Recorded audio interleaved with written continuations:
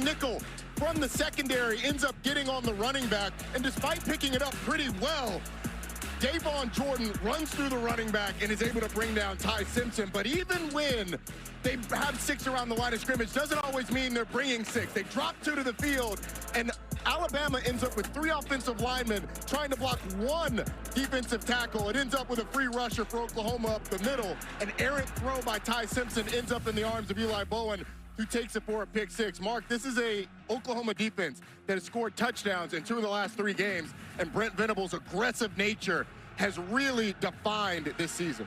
Holding Missouri to just 6 points in their win last week. Hey folks, you're watching the SEC on ABC, presented by Burger King on an irradiant Saturday afternoon here in late November. Let's go downstairs to Quinn Kessenich for more. Quinn? Almost 4 years to the day, Brent Venables was hired as the head coach here at Oklahoma, and he made a promise. He made a promise to the fans. He made a promise to the program. He said, we're going to have an elite defense, a defense defined by physicality, a defense refined by relentlessness, by a punishing attitude, and by a defense that is suffocating. Well, he's delivered on that promise. We're going to track those 4 pillars of this Sooner defense today during this game. Keep your eye on them. They'll show up. This is a group that can get after quarterbacks. They've been forcing turnovers, and they have become the identity of their head coach, a hard-nosed, blue-collar, defensive-minded team. Spitting an image of their head coach, first in the country in sacks per game as well. Well, Frank Wilson is the interim head coach on a 2-game win streak for LSU.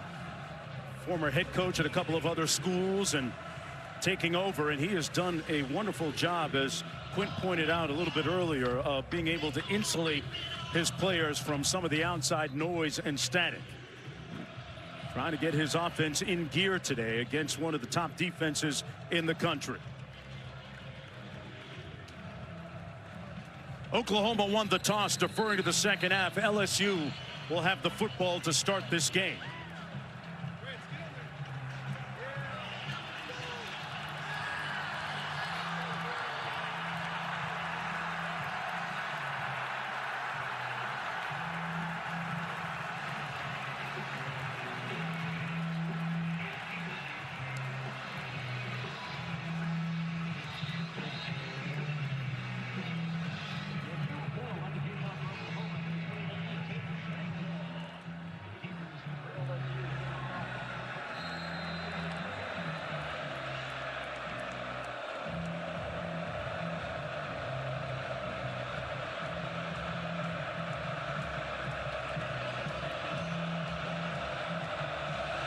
Toe meets leather, and we're underway. Parker and Brown back deep for the Tigers. They'll have it 1st and 10 from their own 25-yard line. That's where quarterback Michael Van Buren will take the reins of this Tiger offense. He's making his 3rd consecutive start. Last week was 25 of 42 in that 13-10 victory against Western Kentucky. Took over for the injured Garrett Nussmeier several weeks ago. There's a look at the numbers the last 2 games for Van Buren. 6 foot, 190, very good mobility. And a guy very familiar with Oklahoma, and Oklahoma with him, because when he went into the transfer portal, the Sooners were one of his pursuers.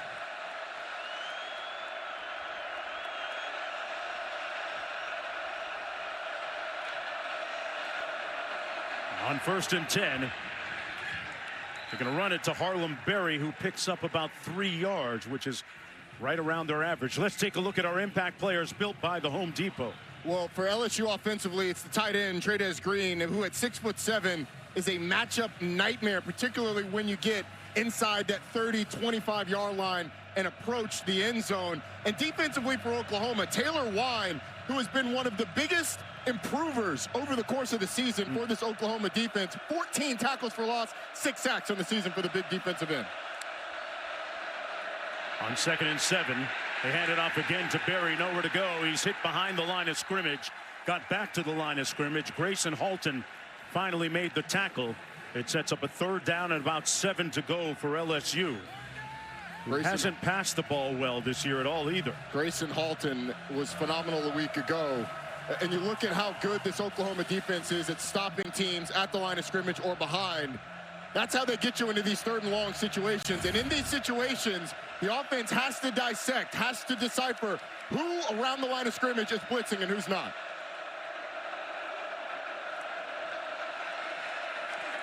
Gets it out quick, complete to the edge. That's Brown. And Brown is brought down right near the line of scrimmage by Peyton Brown defensively, and it'll be 4th down.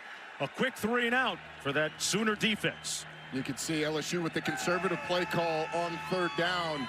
Not only is that because of the aggressive nature and how proficient Oklahoma is at rushing the passer, it's also very windy out on the field, and LSU was going into the wind, now punting into the wind. I mean, these winds are going to play a big part both in the passing game and the kicking game today. Yeah, there's a look at the flags. Chadwick punting into that stiff breeze. A low line drive knocked down by the wind. Satania back there tried to field it. Appeared as if the ball came loose. It might have hit somebody in the process. Isaiah Satania, the punt returner for OU, and it's recovered by the Sooners. Jaden Hardy. Yeah, one more look here. It looks like it hits Jacoby Johnson, number 19 for Oklahoma. It's very, very wise by Isaiah Satania trying to jump on it. Oklahoma fortunate, but you can see how that punt, not only was it off the side of the foot of the punter, but once it got up in the air, it absolutely died because it was going into that strong wind. 1st and 10 for John Mateer. A year ago, he led the nation in touchdown passes with 44 at Washington State. Going to hand it off on 1st down to Xavier Robinson. Nowhere to go for Robinson. He might even lose a yard or 2. Q, what's the weather like down there? I think I see Dorothy and Toto blowing by in the wind. Yeah, you sang the song from Oklahoma. The temperature's in the low 50s, but the key storyline, the wind is whipping about 20 miles an hour left to right across this field. It comes into the stadium on the left side, drops down low, and then swoops around in that right end zone. And it's going to be a main storyline in terms of special teams, Mark, and then the throwing game. Mateer's with the wind on this drive. We'll keep an eye on that. They go empty formation. He completes his first pass to Burks. Deion Burks making the catch, picking up about 6 on the play. Jack Pyburn making the tackle. LSU had a little bit of a stunt up front. It's a good pickup by an Oklahoma offensive line that's missing its starting center, Jake Michaela. Weewu moves over to the starting center spot, and Mateer had it picked off. It's deflected, tipped off, and it's coming back the other way. Perkins all the way inside the 10 to the 5. Harold Perkins, one of their best players defensively, with another huge play. That's his 3rd interception of the season.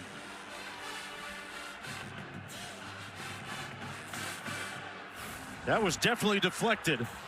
It certainly was, and it's deflected by Patrick Payton, who starts up the field and then goes inside and is able to get a hand up in the air and bat that thing to Harold Perkins, the outside linebacker nickel, who ends up picking it off and taking it inside the 10-yard line. We knew this was going to be a defensive ball game. We knew that the defenses were going to have to make plays. It's how Oklahoma has made its living over the last month, but LSU with the first massive play defensively in this game. 1st and goal. From just inside the 5-yard line. Roddy, you talked about Trey'Dez Green, that tall target at 6'7", number 14. Van Buren in the end zone, and it's picked off. They took it right back. Peyton Bowen.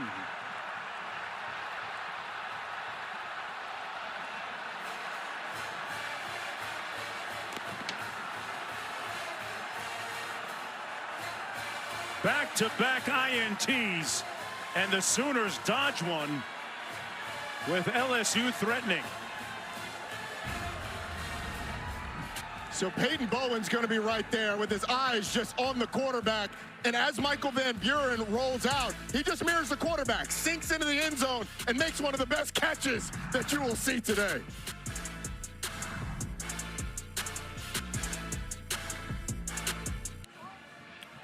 Some early pyrotechnics, fireworks in the early going here. 7 plays, 2 interceptions. And in the residual, we've got 1st and 10 Sooners. Here's a look at how both of them happen. This is the first one. Patrick Payton bats the ball in the air. Harold Perkins ends up rolling. The coaching point there, I think, is cut back on the quarterback, try and get that thing in the end zone. And then the next play, Michael Van Buren rolls out, tries to get it over the hands of Peyton Bowen and isn't able to do it. Mateer hands it off to his tailback, Torrey Blaylock. Brought down by West Weeks.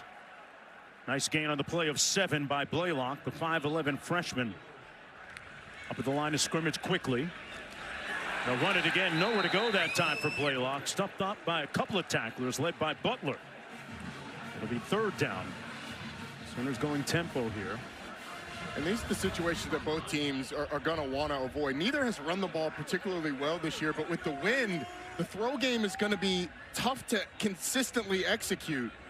So if you're LSU, the thing that you can't let happen on this play is let John Mateer get outside with his legs and convert the first down on the ground. 3rd and 6 for the Sooners. Satania, their home run hitter, in motion. He floats over the middle. Satania makes the catch and is brought down. No, it's incomplete. He was the target. He's the one that broke the long one last week against Missouri. But it's a quick 3 and out for the Sooners. Feels like it's one of those games where it's going to have to be big plays for Brent Venables and his squad, and for this LSU team. LSU is going to be kicking themselves for the interception after their interception down in the end zone. But special teams field position going to play a big part today. Xavier Thomas back deep. Grayson Miller averaging almost 47 yards per punt. With the wind at his back. Chance to return it for Thomas. On the reverse. They set up a reverse. And he's brought down at the 31. That's Barian Brown. So after that 52-yard punt, it'll be 1st and 10 from there. Hey, coming up next on ABC, we cap the night with the 90th Iron Bowl. The Tide look to cement their playoff hopes. It's available also on the ESPN app.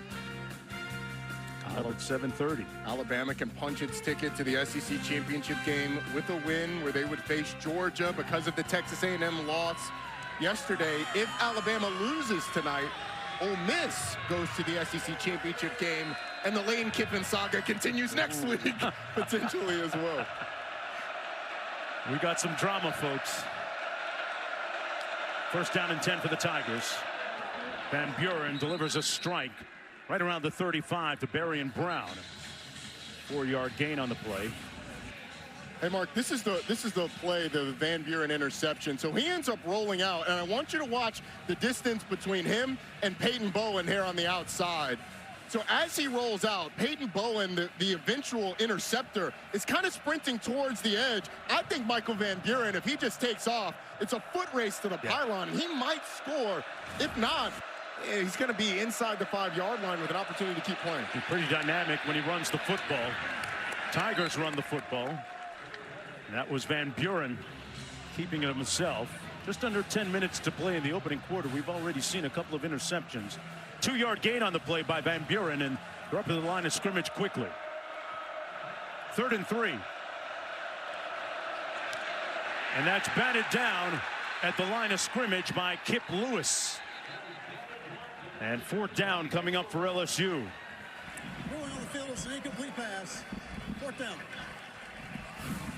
They actually had Oklahoma in a little bit of a tough spot because 3 guys were in the same spot, but Kip Lewis ends up blitzing, sees the quarterback starting to throw the ball, jumps in the air and bats it down. And I like the tempo from LSU on 3rd and short, but if you're going to have Oklahoma confused and moving around, just run the football. Satania back for this punt from Chadwick. And he calls a fair catch at the 26-yard line. 37-yard punt, nothing on the return. On a big Saturday in college football, LSU waiting to figure out whether there's going to be a little bit of that smoke coming out of the college football coaching cathedral. Never mind. Hope everyone had a wonderful Thanksgiving holiday. 1st down and 10 for the Sooners, looking to eat here. John Mateer at quarterback. They're going to blow this one dead. Mentioned some of the changes OU's had on the offensive line. Offense, number 56. 5-yard penalty. Still first down. You got the freshman, Michael Fasusi, who was a massive recruit. And he's done a nice job, albeit made some freshman mistakes. How about this? 100% chance for 4 teams to make the CFP now, according to the All-State Playoff Predictor. That's technically a certainty, a done deal. Yeah. I mean, what if their quarterback gets hurt? Yeah. They're going to hand it off this time to Xavier Robinson. Picks up about 3 yards on the play. What a big November that it's been for Oklahoma. Talked about the fact that they have been indomitable, especially at the defensive end, defeating Tennessee at Tennessee, Alabama at Alabama, and winning last week against Missouri, another ranked team. And Brent Venables, has documented, has really reimagined this team in his own defensive-minded image. Everything that they want is right in front of them today. They keep it on the ground with Robinson. Butler makes the tackle. The thing that they have not done particularly well offensively this year is run the football. And on a day like today, where you want to try and stay out of these 3rd and 11 situations, these 3rd and longs, finding creative ways to run the football and easy passes either at or just in front of the line of scrimmage that can almost operate as a supplement to your run game are going to be crucial. But on 3rd downs, it's about picking up the pressure that this LSU defense may bring. On 3rd and 11. Satania in motion across the defense over the middle. It's caught out near midfield. Gibson with the grab and the first down. The biggest play of the ball game so far for the Sooners. A pickup of 27. Giovanni Gibson. Sooners up at the line of scrimmage. They get it out quickly to Burks. And Burks makes it across the 45. Brought down by West Weeks. 3-yard pickup, 2nd down and 7.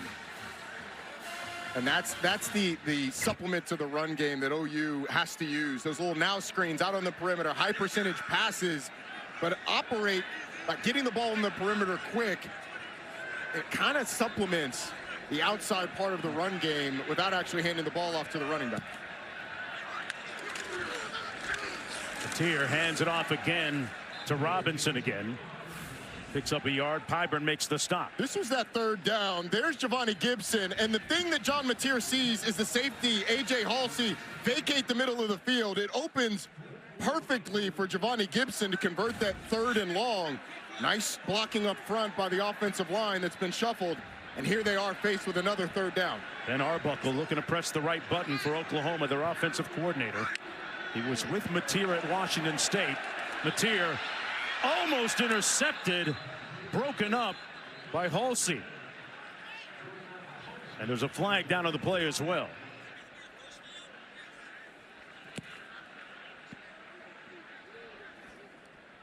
Offside.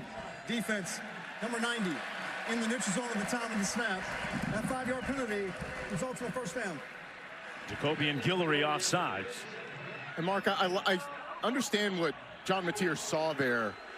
I mean, Jaron Koenig was wide open initially up the middle. I would have loved to have seen him take a shot to the outside, especially when you got a free play. Let one of your receivers, the possibility of them going up and making a play or even a pass interference would get you more yardage than just the 5 that they got off the penalty. 1st and 10. They're going to blow this one dead again. Flag down at the 35. Offense, number 12. 5-yard penalty. Still first down. Aaron Koenig, tight end offsides. So they'll move the ball back to the 42-yard line. Oklahoma 3-1 all time against LSU. Pardon me, 1-3 all time. It's LSU's first time playing here at Memorial Stadium.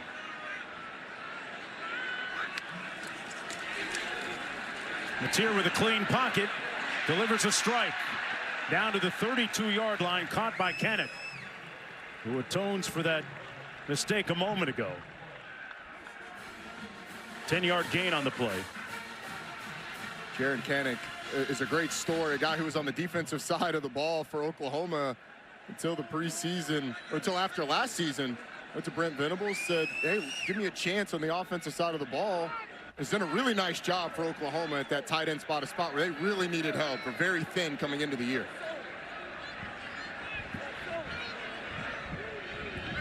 Sooners go empty.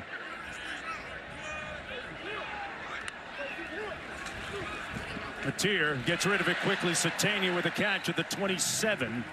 Halsey making the tackle immediately. They're going to give him forward progress for a first down at the 26 on the 6-yard gain. Sooners finding a little bit of rhythm now, Roddy. They are, and they're doing it with an offensive line that, as we mentioned, is a little shaken up. You've got Jake Michler, the starting center, out today due to an illness. So Fabechi Wiwu slides from that right guard position to center. Ryan Froje, who started the last 4 games at right tackle, goes to right guard, more of a natural guard body anyway. Derek Simmons, who started 6 games at tackle earlier this year, is at right tackle. Mateer incomplete at the 20-yard line, intended for Gibson, who made a catch a little bit earlier. DJ Pickett is the guy defending on the play, and he's somebody, number 3 for LSU. You want to be careful throwing the ball on his block, because he's got a bunch of big plays that he's made this year, including an interception last week. A cornerback at 6'5". Yes, let me say that again. A cornerback at 6'5" was a top 10 recruit in the country, #1 corner coming out of high school, and he's performed at a really high level. That's what I expect this LSU team to do. Go man-to-man and challenge these receivers. They keep it between the tackles on the ground, with Torrey Blaylock powering ahead to about the 21-yard line. Halsey and Perkins making the tackle for the Tigers on the play. Setting up a 3rd down and 5. We've seen John Mateer make some plays. If you get a look at the last play, we've seen John Mateer make some plays on 3rd downs against zone coverage. I'd expect LSU to lock up man-to-man. You've got Mansour Delane on one side, the best corner in the country. DJ Pickett, who we just talked about, on the other. I think you challenge these receivers to get open against man-to-man.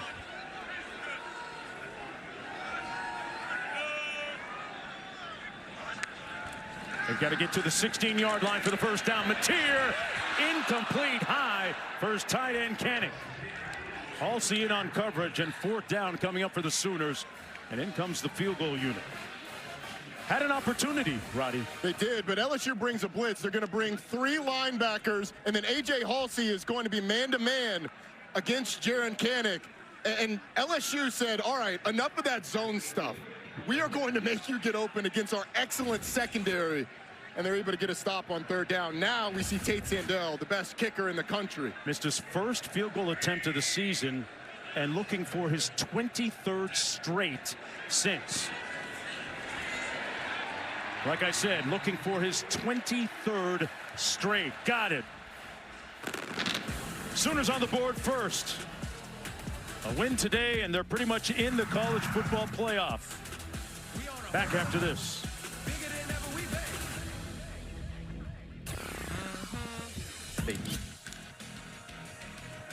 Yeah, we got our own Survivor Series going on here today. Oklahoma with big stakes on the line, taking on LSU for the 5th time all time. Sooners leading 3-0 after that field goal a moment ago. Barry and Brown back deep for this kick alongside Kyle Parker.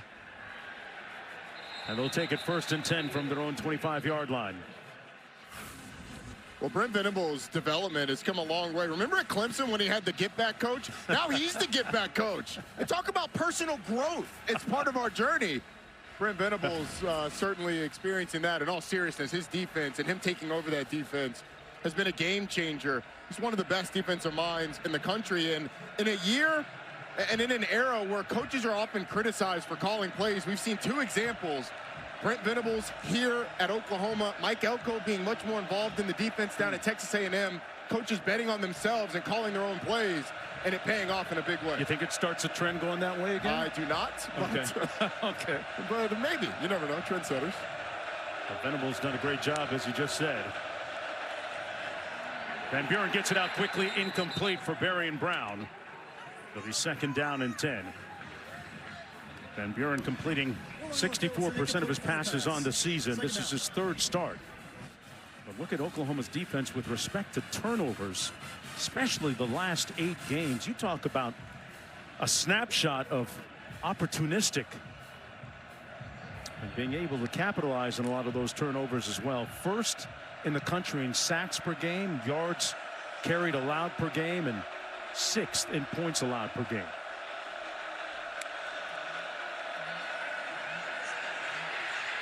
Van Buren in trouble. Overshoots his receiver. There were as many red jerseys there as there were LSU jerseys. Line there pressuring the quarterback, Van Buren, and quickly it's 3rd down and 10. And this has all been set up by that first down play where Michael Van Buren was inaccurate on the throw. That should be an easy pitch and catch to get you positive yards. Incompletion on 2nd and 10 gets you into a 3rd and 10 situation. And let's see if Brent Venables decides to dial it up. A lot of bodies around the line of scrimmage. Van Buren gets it out low, though, incomplete, intended for Kyle Parker. And in comes the punt unit again for the Tigers. A frustrating possession for LSU.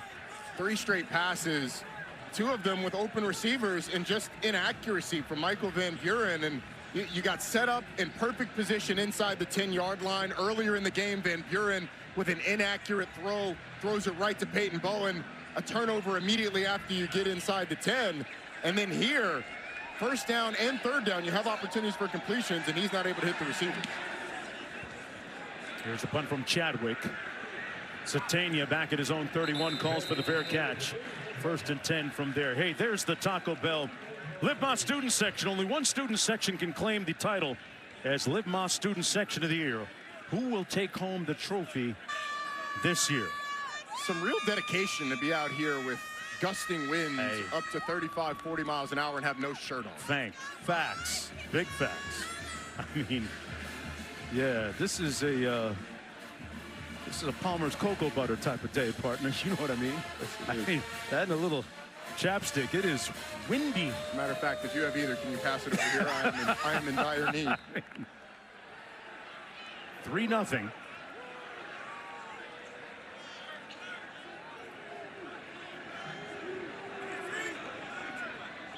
Blaylock in the backfield on 1st and 10.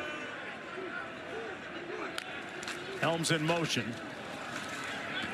On the play fake, the pass complete out to the 35-yard line. That's Gibson making the catch. He was working against DJ Pickett.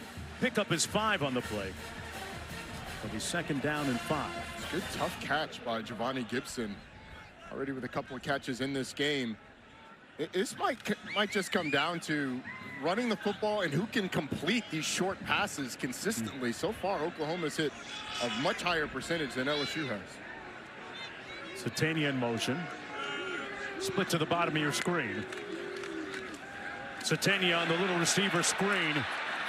Got out to the 40-yard line, close to that 1st down. Let's see where the forward progress is going to be marked. It'll be enough for a 1st down on the 5-yard pickup. Satania is their guy that takes the top off the defense. Yeah, excellent catch and run, guys. Hit 21 miles an hour on the GPS this season. One of the fastest receivers in the SEC, and rightfully so with the history that his parents have on the track and field side of things.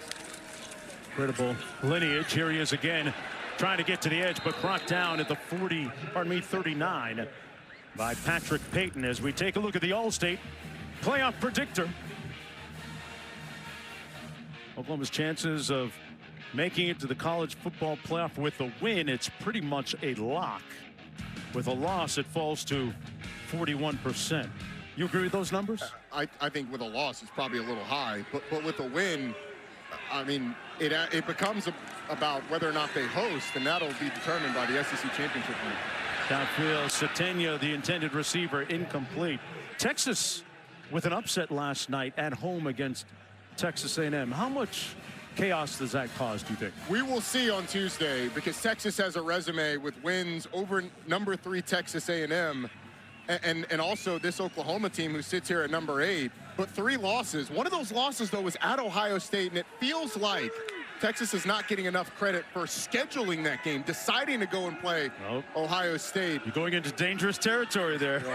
I'm sure we'll talk about that one a lot.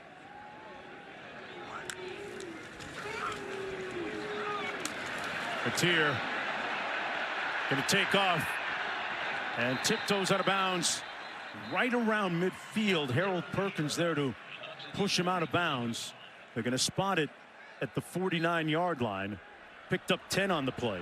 That was a pretty half-hearted effort on the tackle by Harold Perkins. Looked like he was trying to punch the ball out more than tackle the quarterback. I mean, John Mateer is well in bounds, and he had a chance to drive Mateer out only 3 yards further back than Mateer actually ended up, setting up a 4th and short. They're going to keep the offense on the field. They're 7 of 12 on the season on 4th down conversions. Watch Mateer's legs.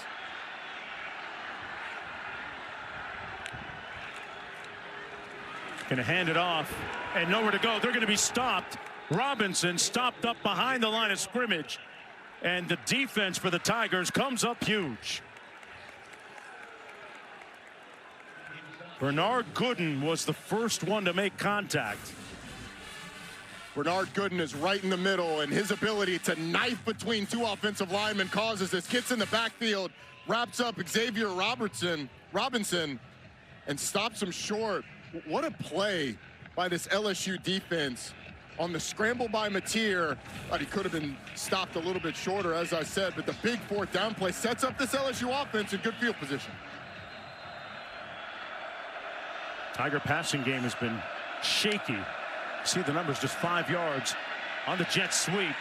Nowhere to go for Thomas. Couldn't turn the corner. And there's a flag down in the play as well.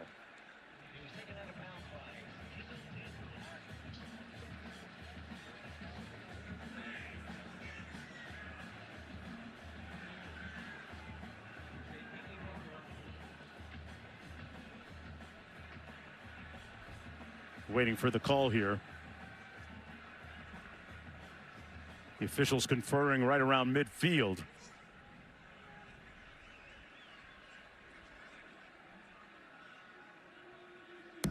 Personal foul, face mask, defense. 15 yards will be added to the end of the play. Automatic 1st down. Well, that's a big help for LSU. Certainly is. Take a look at what happened here. It's out there on the perimeter. It looked like it was to the. You can see that the arm of Kendall Daniels is up in the face of the LSU offensive blocker. But I like the play call by LSU. The strength of this Oklahoma team is that defensive line, that defensive front, and particularly stopping the run with those defensive tackles. Attacking them on the perimeter with perimeter runs either outside or on the edge of the box. That's where teams have had the most success this season. Not that anybody's had great success consistently. 1st and 10, courtesy of the penalty.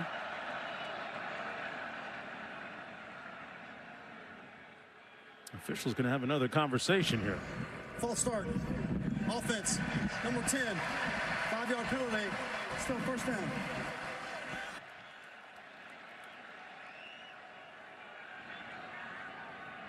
Been that type of season for LSU. 7-4 coming in, but by their lofty standards, a model of underachievement. Frank Wilson taking over several weeks ago from Brian Kelly. 1st and 15 as a result of that penalty. Caden Dern in the backfield. On the double pass, downfield, got a man at the 20. It's caught by Sharp. And a 1st down. Xavier Thomas, it hung up there a little bit, partner, but hey, it got there in the end. Yes, it did. But there's the receiver, and he's just going to go up the field for the pass. You get Bauer Sharp faking like he's going to block, and then takes off. And Xavier Thomas, look, you don't get style points on completed passes down the field, but a nice call by Alex Atkins, the offensive coordinator. Durham in the backfield. Van Buren downfield, incomplete. Overshoots his intended receiver, Watkins. No flag on the play, and now there is one thrown.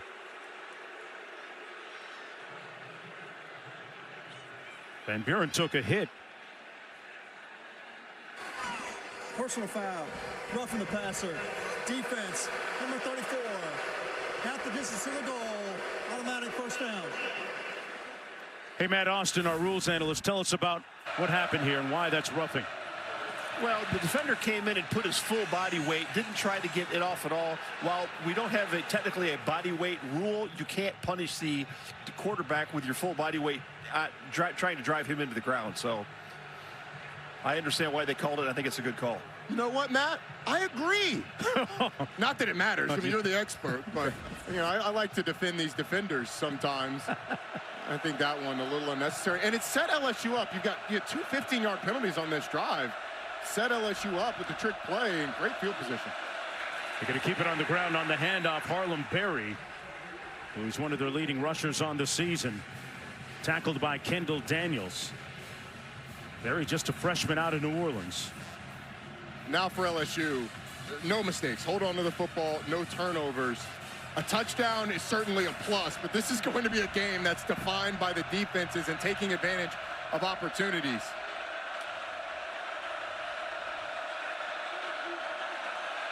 Sharp in motion.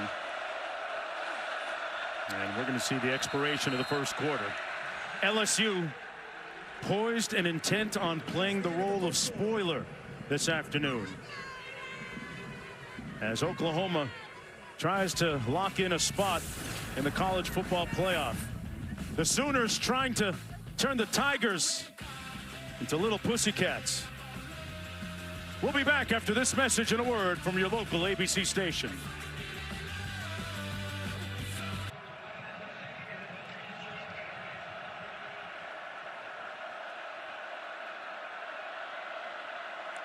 Start of the second quarter from the 11-yard line. LSU football on the handoff. Johnson nowhere to go. And brought down for a loss of about 2 on the play by Heineke. Look for a second. He was trying to throw? That's what I thought. Like Jawan Johnson was trying to throw the ball down the field. Had a couple of receivers that were well covered, so wise for him not to throw it downfield. At 3rd and long, LSU needs to be focused on taking care of the football. You're down 3. You've got an excellent kicker and Damian Ramos. Take care of the ball and end this with a kick through the uprights. Harlem Berry in the backfield.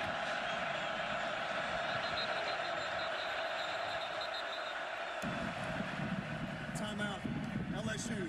Tigers will burn one of their timeouts. 30 seconds in lead. They'll have 2 remaining.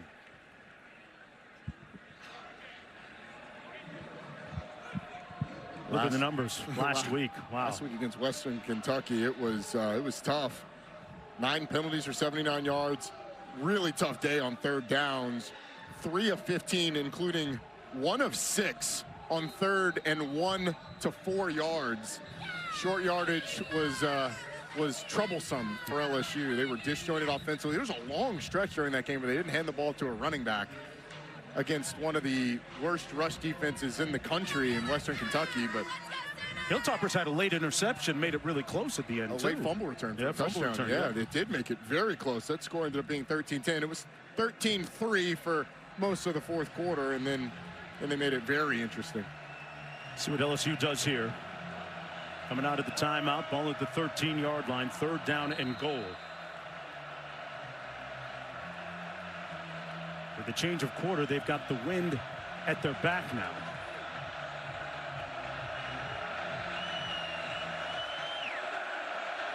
Berry in the backfield. Van Buren hands it off to Harlem Berry, who plows ahead down to the 7-yard line. It'll be 4th and goal.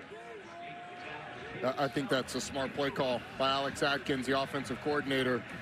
Just run the football, set yourself up for a chip shot field goal, although with the win today, nothing is exactly a gimme. Yeah.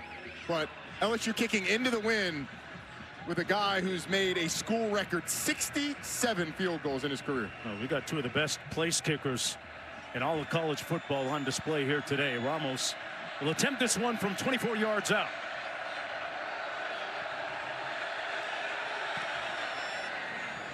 And Ramos knocks it through. Now 23 of 27 on the season, knotting the game at 3 apiece. Let's take a look at today's Good Hands play, brought to you by Allstate, in a game that has already featured a couple of interceptions. There haven't been a lot of explosive plays offensively, but this was right after an LSU interception gets him inside the 5-yard line. Peyton Bowen just skies in the air. That's a heck of a catch. It is a heck of a catch. I mean, it's a really nice reaction to get up off the ground. Athleticism, hands to snag it. Brent Venables told us that he's actually surprised Peyton Bowen didn't have more interceptions this year and over the course of his career, because he said he thought 13 to 15 his senior year of high school there at Geyer High School in Texas. Wow. He is a ball magnet. Guy who's blocked a field goal last week, has blocked punts in his career. He's been an excellent player for Brent Venables since his freshman season. And his brother Eli, number 23, playing in the secondary as well.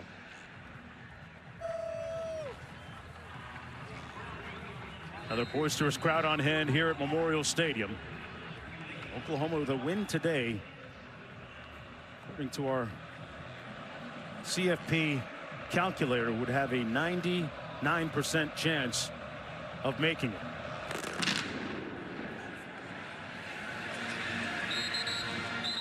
And Mateer will get the football first down and 10 from his own 25-yard line. You're watching the SEC, folks, on ABC, presented by Burger King. This is the last Saturday in November. Roddy, we were talking about how tough it is to turn things around, and Coach Venables has really reimagined and kind of made this team look a lot different, coming off back-to-back 6-win seasons. We'll talk about that in just a bit. First down and 10 for the Sooners. Satania in motion.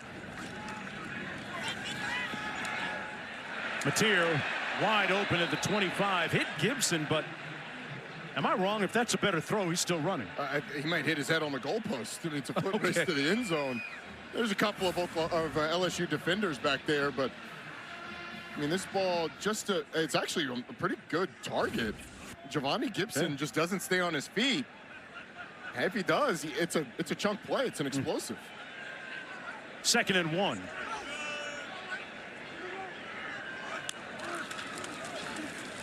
Mateer gets it out off the RPO and hit immediately as soon as making the catch by Deshaun Spears was Satania. That was a really nice play by Deshaun Spears, just defeating the block at the point of attack and being able to tackle the running back or the receiver in the backfield. This is John Mateer throwing the ball downfield. This has been a part of their game that hasn't really been there since those first 3 games. 1-7 since coming back from that thumb injury in the Auburn game. Came back against Texas. 1 for 18. That's 5.7% completion percentage down the field. What about the health and fitness of that surgically repaired hand? Gets it out incomplete. Intended to Helms, and it'll be 4th down.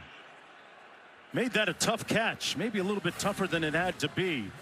I mean, Helms comes across the field, and if this is a catch, this is another one where there is an eternity to run. I mean, there is nobody back there other than the corner with a blocker downfield. It's an explosive play waiting to happen.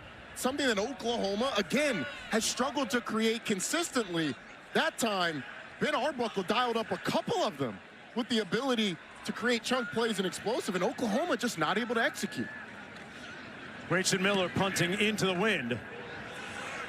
The wind really knocked that down, but it carries all the way down to the 23-yard line, where it'll be 1st and 10 from there for the Tigers after that 44-yard punt.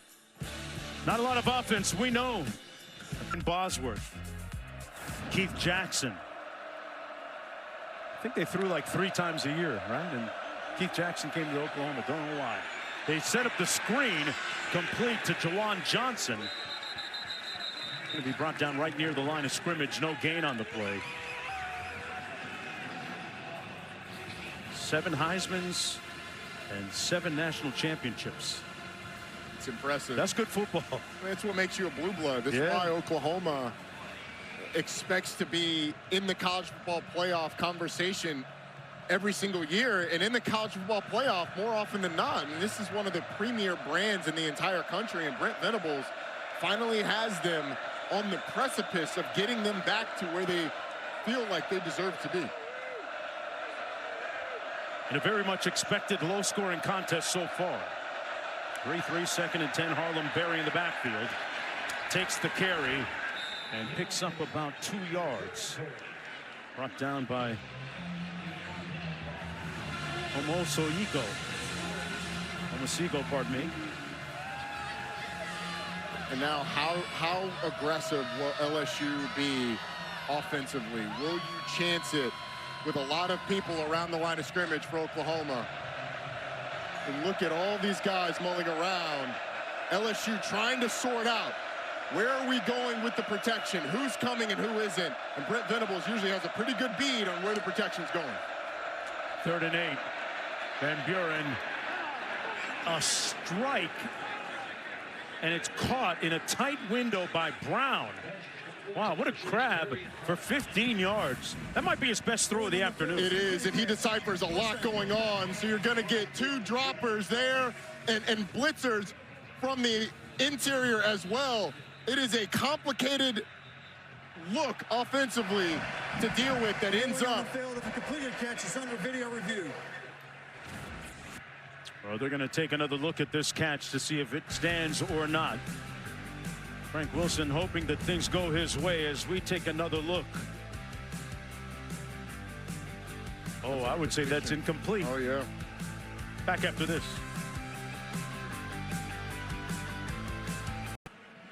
And welcome back, everyone, to Memorial Stadium here in Norman, Oklahoma. Mark Jones alongside Roddy Jones. Quinn Kesnick down to the field. 3-3. LSU and Oklahoma tied with 10:04 to go in the first half.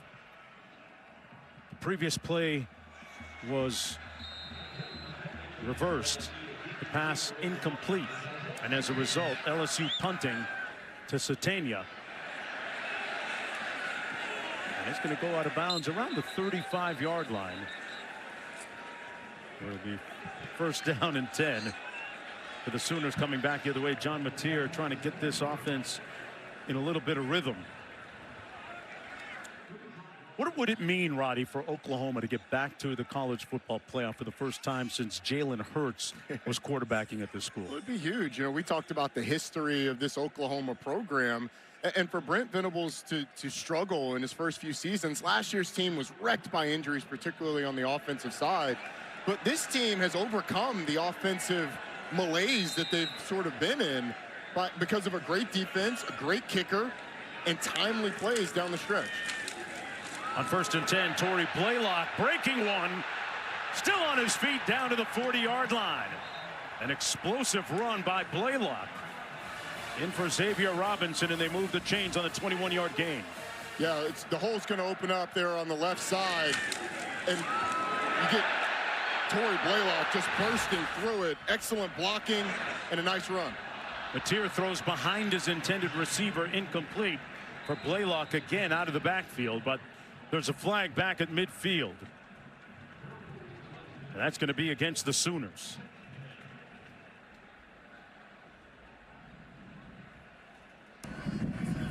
Holding, offense, number 66. 10-yard penalty, still first down. 5 penalties now for 45 yards against Oklahoma. Penalties have really been killing the Sooners. Yeah. On the drive that ended up in the LSU field goal, multiple 15-yard penalties got them down inside the 10. They're able to eventually convert it into 3 points. Now it knocks him back on a first down. Here, a little shuffle pass. Kanik, the tight end, brought down by Pyburn. You know, Mateer began his college football journey at Washington State after initially committing to Oregon. And at Washington State, he backed up a one Cam Ward. And this was prior to Cam Ward becoming Cam Ward, of course, before he transferred to Miami. I'd argue he was Cam Ward at Washington State, too. People just didn't know because he was playing out on the Palouse. Yeah, facts. 2nd and 19.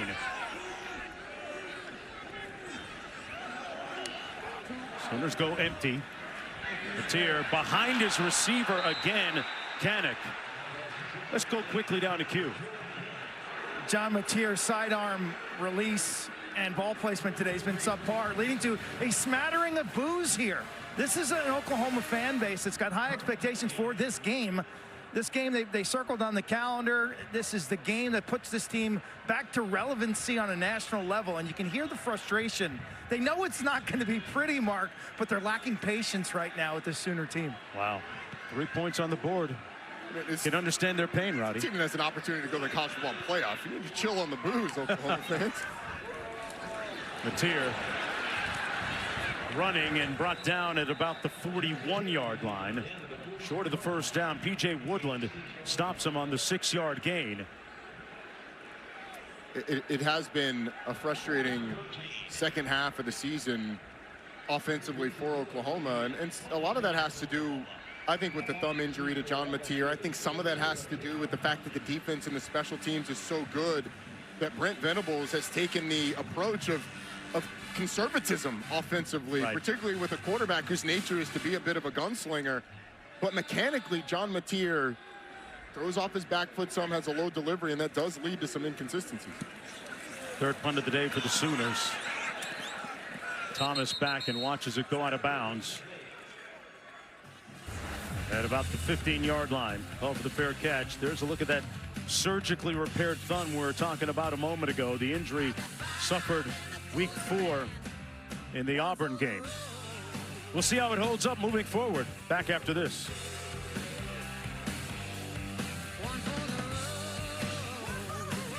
ESPN2 coverage kicks off with NFL Live at 3 Eastern. First and 10 for the Tigers on the ground.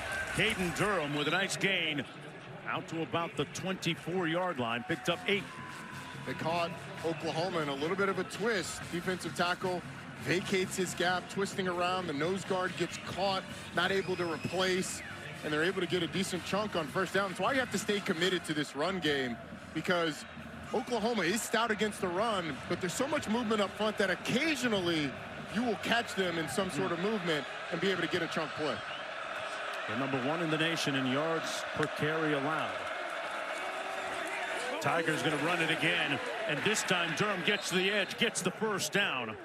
On a spirited run, they'll move the chains. 9-yard gain on the play. That time they were able to get the edge because P.J. Adebawara doesn't keep his outside arm free. He engages with both arms on the tackle, and the bounce, Caden Durham's able to bounce it outside and get the edge. Good job by that Tiger offensive line that is totally rebuilt from a season ago. They lost all 5 players, including the number 4 pick in the draft. To the edge this time. Johnson. There's a flag down on the play. Johnson down at the 32-yard line. Tackle made by Kendall Daniels with 6:41 to go in the first half. That was a strange play because I think LSU felt like Oklahoma may have jumped into the neutral zone. I don't know that they did, and that's why the LSU offensive line didn't move. Holding. Defense. Number 6. 10-yard penalty. Automatic first down.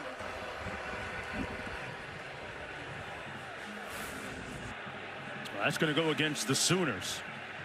Yeah, Oklahoma didn't jump. LSU thought that they did, and Nigel Smith. I was going to say that was a little strange. Number 6 defensively.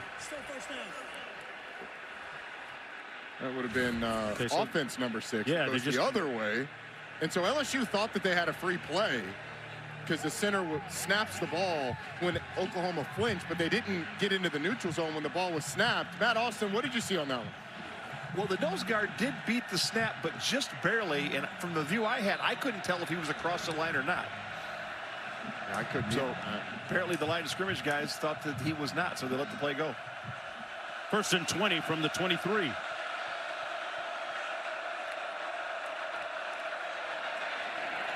Harlem Berry going to be brought down at about the 27. Picked up 4 on the play. It was Berry's fumble with about a minute left. It made it 13-10 last week in a close game against Western Kentucky. Ball security at the top of his priority list here this afternoon. He's a really talented freshman back, though. Great patience in the backfield, reads blocks well, He doesn't always try and hit the home run. He'll take what the defense gives him. Under 6 minutes to go in the first half. Out of the backfield, pass complete to Berry. Broke a couple of tackles and then finally brought down by Kendall Daniels. And a 2-yard gain on the play. Sets up a 3rd and long coming up. That's a new one, Roddy. You haven't heard pest control before. Yeah, me either. You're playing the Lions. Sorry, you're playing the Tigers. And so I don't know if you want to, like, you're not going for lion flies or anything like that. I don't understand the pest control. That Animal control, maybe? Lost on me. Critter control? No. 3rd and 14. Tigers 0 for 5 on 3rd down, and Caden Durham on a rather conservative call that time. Sets up 4th down on the 3-yard gain with 5 minutes to go. And pretty much what we expected in a low-scoring game. But you can see how important first down success is to these offenses with the way these defenses are playing. When LSU got a big gain on first down, they were able to convert and move the chains. And when they haven't been, it's put them in 3rd and long situations because 2nd and long calls are always tough for offenses. And Oklahoma's been able to get off the field. Chadwick punting from his own 24. Satania back deep, watches it bounce over his head and carry him into the end zone. It'll come back out, 1st down and 10. With 4:23 to go on that 68-yard punt.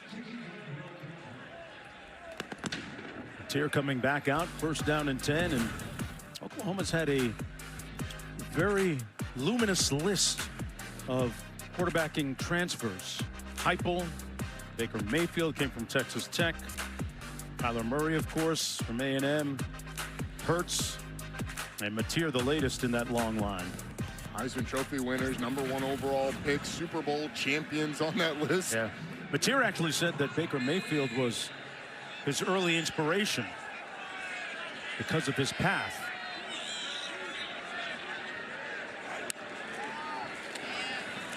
Mateer on the out, battle and caught at the 28-yard line. Good grab by Deion Burks. An 8-yard pickup, working against P.J. Woodland. And here's what Mateer had to say after that victory against Missouri. Winning is the goal, and that's all that matters. Some people say we should win pretty. I want to get back to that, Roddy, after this play from the 28. Under 4 minutes to go. Mateer keeps it. Wonderful prestidigitation. Great handiwork on the fake to get the 1st down. Now, in a day and age where style points matter one way or another, is OU helping or hurting itself, or just neutral right now? In terms of this game? Yes, this game. Look, the most important thing is that they win. They're #8 in the country. They're not going to drop significantly with a win. And we kind of know what we're getting with this Oklahoma team now. But particularly on a day like today against a good LSU defense in a windy situation, it was going to be a struggle offensively to score points. Mateer gets it out complete. Satania unable to break it. Talked about his speed a little bit earlier.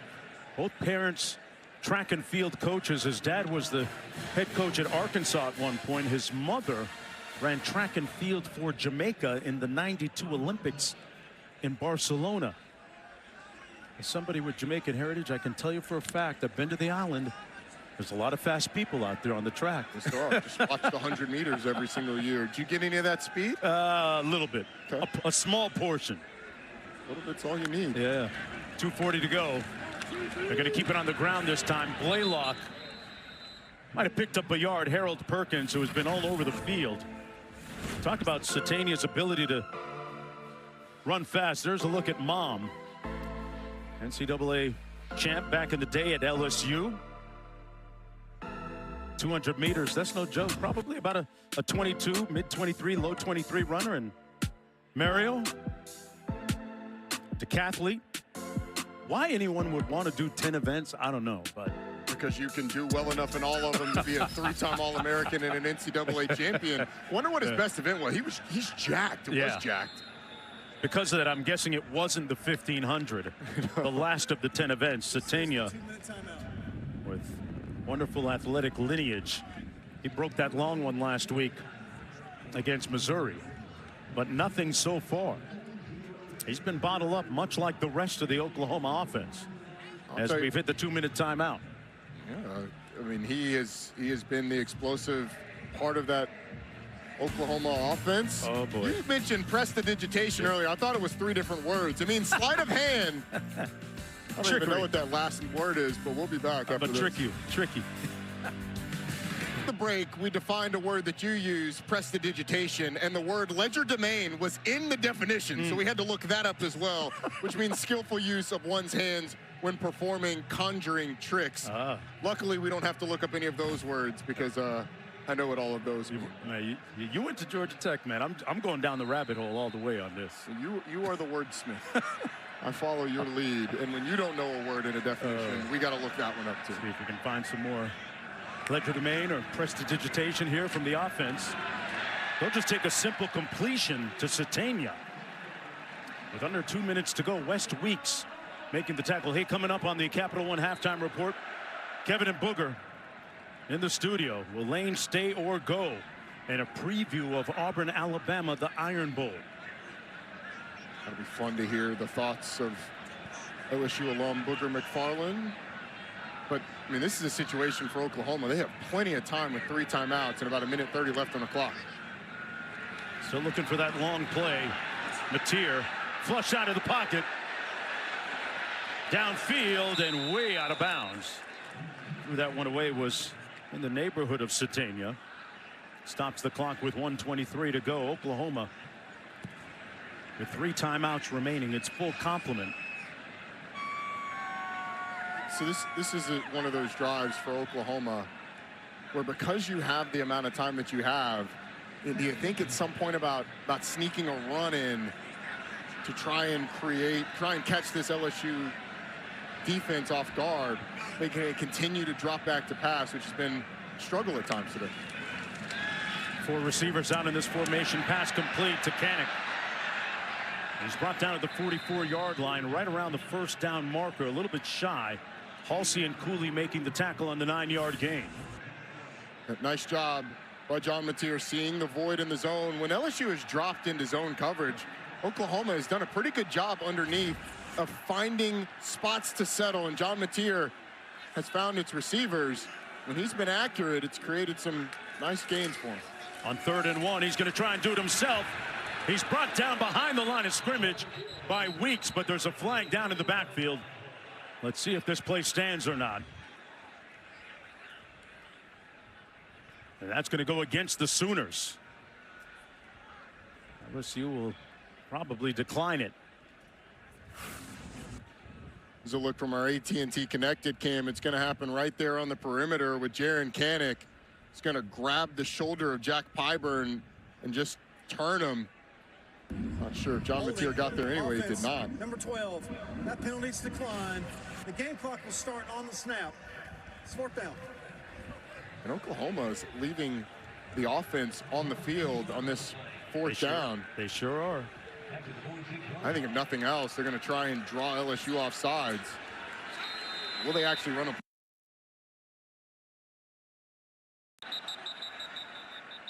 It's really putting a lot of trust in your offense. LSU, if they actually snap it. 30 seconds in length. Frank Wilson going to call a timeout. So the Tigers down to 1. Oklahoma with its full complement. You know, speaking of Wilson taking over from Brian Kelly and speaking with the coaches and some of the players this week, sense that he's done as good a job as one possibly could have under the circumstances, with the searing hot spotlight on a program that carries high expectations like LSU, to come in here 7-4 and kind of insulate some of the players, because I don't think that sometimes fans understand the tumult that follows the dismissal of a coach, and families are affected too. Families of the players. You wonder about the future and the uncertainty. The uncertainty is the key word there. I went through a coaching change at Georgia Tech after my freshman year. Chan Gailey was released. It didn't happen during the season, but leading up, you knew there was smoke around whether or not Coach Gailey would be dismissed, and everybody was uncertain in the building, and so you need that steadying force to calm everybody. 4th and 3.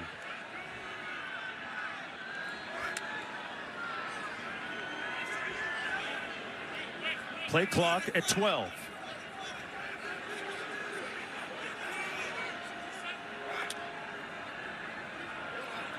Play clock at 5. And LSU not going for the pump fake.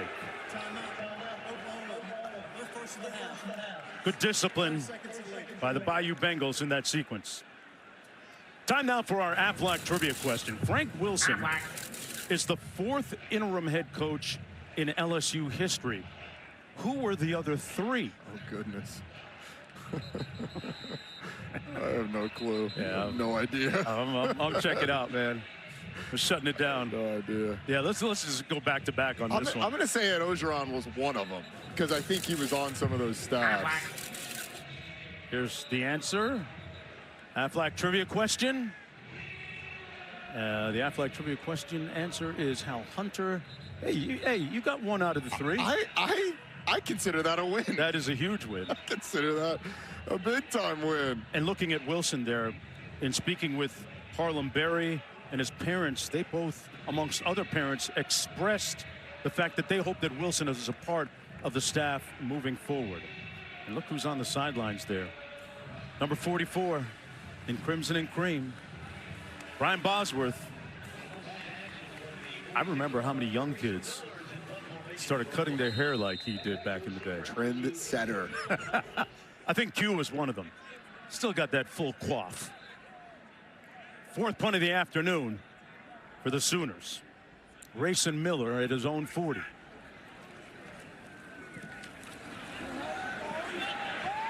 And a fair catch called at about the 5-yard line by Xavion Thomas. It'll be 1st and 10 from there for the Sooners. I didn't cut my hair like the Boz. I had that Jerry curl? Yeah, I had the J.C. Watts kind of. Yeah, the Jerry kind of. Okay. Nice little brush back. Was it like Coach Prime says, it looked wet, but it was dry? Yeah, exactly. There you go. You get just enough curl activator in there and you're good.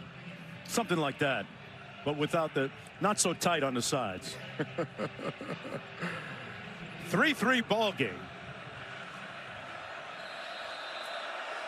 Caden Durham in the backfield. LSU with one of the lowest rated offenses in the conference. They keep it on the ground conservatively. 6-yard gain on the play for Caleb Jackson. Their rush attack is dead last in the SEC. Yeah, and they don't have to snap the ball again. They can just take this thing to halftime, and it looks like that's what they're content to do. And is that a win for LSU? I think going into halftime tied 3-3 on the road at the number 8 team in the country in Oklahoma, it absolutely is a win for LSU. And the regrouping at halftime is going to be about how to get Michael Van Buren settled into this game and figure out how to create 1 or 2 plays offensively, because that may be all you need with the way this game is playing out. Amen on that. 3-3 at the break. Lane Kiffin's name lingering in the air this afternoon. We'll get news on that at halftime. Let's take a look as we go back to the studio for a lot more. Oklahoma vying for a spot in the college football playoff. That would happen most likely 99% according to our analytics with a win here today. It would also be their 10th win of the season against just 2 defeats. Deadlocked at 3 in a low scoring contest that we pretty much expected when you look at the intransigence of the respective defenses. There's a look at Satania. Back for this kick. With the loss, Oklahoma still with a pretty good shot of making it to the college football playoff. I would argue that that is way too high a percentage of Oklahoma to make. What number would you say? 30? Close to 0. 0? I mean, Texas is a 9-3 team. Oklahoma would be 9-3 with a head-to-head loss against Texas. And so I think it would keep them out. Fair catch called. It'll be 1st and 10 for the Sooners. Hey, when you look at Oklahoma, not a lot of offense in that first half. How do you get Mateer in any kind of rhythm where they can have a sustained drive at this point to start the quarter? I think for Oklahoma, it's going to be a commitment to the run that gets this offense going. If you look at what LSU has been susceptible to this year, teams have been able at times to run the football on them. And so I think the run game is going to be big for him, and maybe that is with John Mateer as well. I mean, he's such a capable runner that if you use his legs rather than the inconsistency that you've seen through the air, maybe that gets you better dividends. Important to note that they have the wind at their back to start this third quarter. Satania in motion. They keep it on the ground. Nice cutback by Blaylock, who bursts into the open field after the 38. Let's go down to Quint. Hard to kill. That's what Oklahoma has been this season. I joked with Coach Venables at halftime. I said, Coach, you're in familiar territory. He goes, yeah, this is one of those games, one of those gritty games. And they've done the simple things well this season, and they have won ugly. Let's see if they can do it again in the most important game of their season. Q, the hair looking a little disheveled with the wind down there, partner. Oklahoma keeps it on the ground. Yeah, that comes with the quaff, I guess. Hey, the picture doesn't match up with the current day quaff. Q. We'll work on that. Get to PR. As Oklahoma moves the chains out to the 38-yard line. Blaylock in the backfield. 3 receivers out to the bottom of your screen.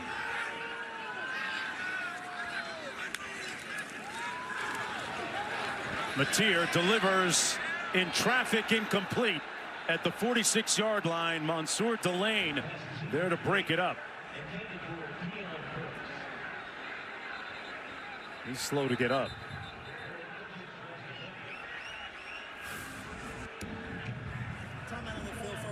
Mansour Delane ends up on the ground, but Harold Perkins looks like he gets there very early. I'm not sure the receiver would have had a chance to catch it anyway. I mean, Deion Burks was going down to the ground, but Delane clearly gets there early. Be curious to get Matt Austin's thoughts. Let's go to our rules analyst, Matt Austin. Matt, why do you think the flag stayed in the pockets of the referees on that one? I would have to assume it was a poor angle, but Roddy, that is definitely pass interference. Yeah, I certainly agree. Thus the chorus of boos cascading down from the stands. One more look, yeah. He got there early, Harold Perkins. It would have been a miraculous catch by Deion Burks, but it wasn't uncatchable. Yeah. He would have had a shot at it. At least would have had as good a chance as Mansour Delane. Frank Wilson obviously concerned about the status of his star corner. Mansour Delane might be the #1 corner in this NFL draft coming up. But Brent Venables wondering, hey, that should have been a 15-yard penalty. Transfer from Virginia Tech. Didn't play last week in their win against Western Kentucky. Hey, if you're Oklahoma, do you maybe take a shot at his replacement coming in? I mean, it's third down, so I don't think you do it here. And P.J. Woodland has played a ton of ball. Mansour Delane missed last week's game. P.J. Woodland's played really well behind him. And we got flags. That looks like it's going to go against Pierre Louis. Offense, number 55. 5-yard penalty. Still third down. This is not a game that the offense puts on their reel or their resume right now. 6 penalties, 50 yards. That one, and an unforced error. I mean, there's shifting on the LSU defense, but this offensive line's got to be able to hold its water. LSU is running people on and off the field. 3rd and 15, and they're going to blow it dead as a result, Roddy. You saw it. Yeah. This won't count.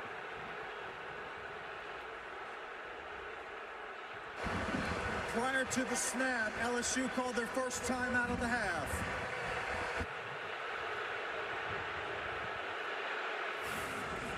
Oklahoma fans booing because they feel like they had one. Yeah, and they're running guys on and off the field. Clearly, there was a timeout called prior to the snap, but LSU a little disjointed defensively forces the timeout.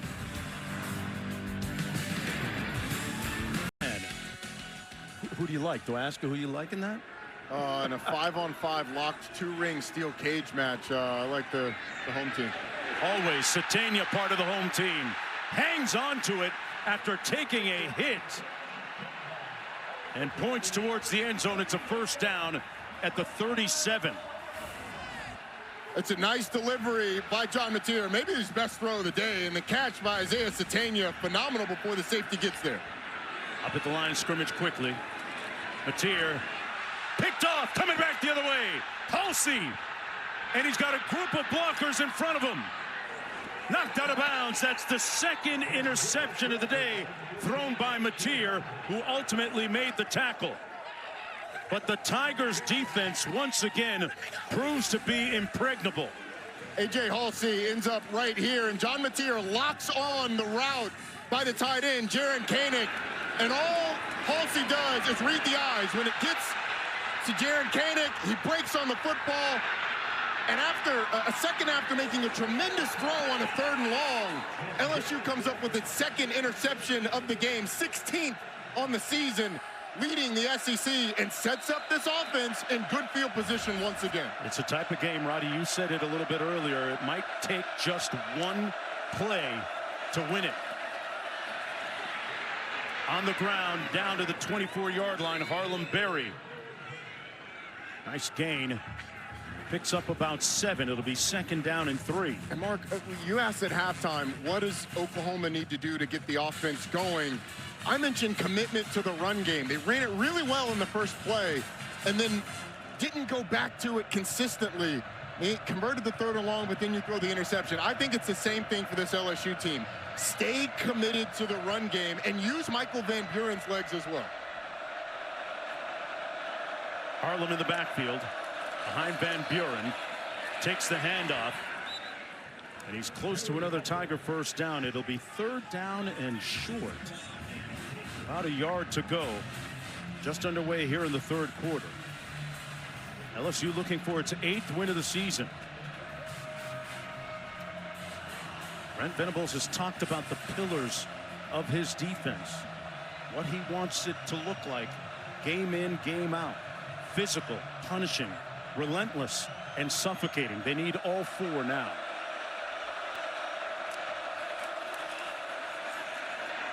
Van Buren keeps it. Outrunning the defense. Van Buren lunging. Did he get in? They're going to spot it at the 2-yard line. Michael Van Buren with a burst. Sets up a 1st down and goal. He ran for 23. Well, it's a really nice call, the pull by Michael Van Buren, and then up the sideline from our pylon cam, dives forward. You can see that foot hits out of bounds before he's able to get there. But really nice call by Alex Atkins on 3rd down. They spotted at the 1. That was their first 3rd down conversion of the game.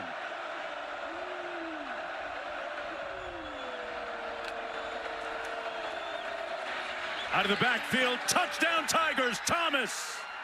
And LSU able to capitalize on the Mateer interception.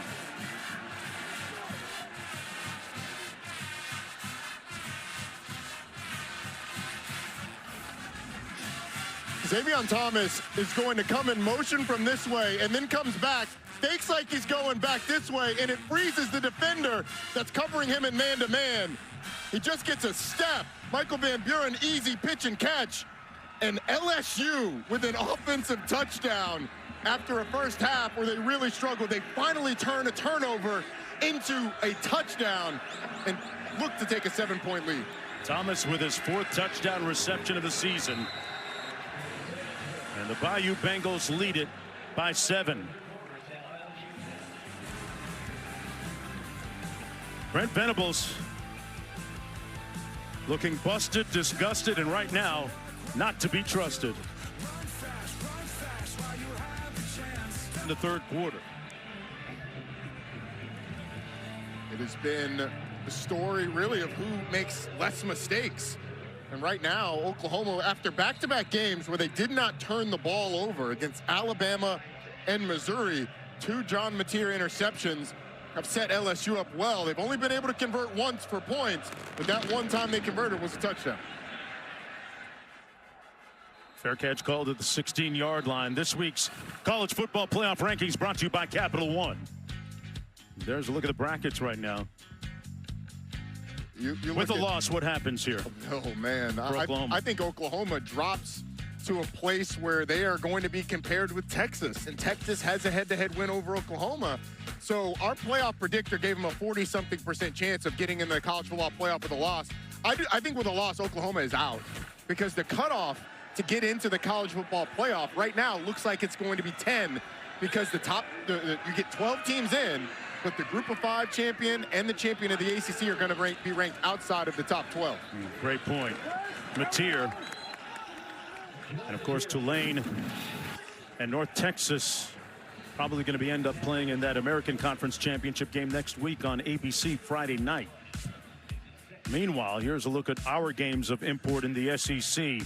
The Iron Bowl coming up right after this one with number 10 Alabama. Coming into the day, the SEC looked like it was primed to have 5 teams in the college football playoff, with Oklahoma now on the road. Mateer delivers a strike out to the 43-yard line. Catch by Caden Helms. And that's a first down. Going to be interesting to watch, Roddy, if Mateer can get his rhythm back after throwing that pick a moment ago. Picked up 16 there. Well, he is resilient. He's played a lot of ball over the course of his career. And I would expect exactly what we just saw, him to be locked in. Thing is, can they find any run game? Here's Satania on the ground, nowhere to go. Pardon me, that was Torrey Blaylock brought down for no gain on the play. You talk about Mateer and his leadership. It was established early once arriving on campus, coming from Washington State. In the spring, there was a voluntary workout session, and very few people showed up. So he basically turned the group text chat green. He sent out a text, a scathing one, to his teammates saying, guys, if we want to have a different result from the previous year, we've got to show up and work hard. He did and they did. The ball came loose on the hit by Keys. Wow. John Mateer recovered it. Back up at the line of scrimmage. Third down.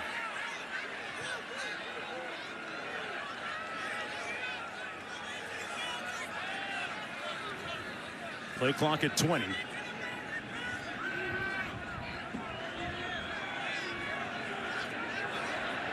LSU with a late substitution. Oklahoma's going to catch him at 12 on the field. We've seen that a couple of times. Mateer complete on the slant.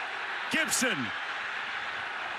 And he's finally stopped up at about the 31-yard line. Another first down and a late flag thrown.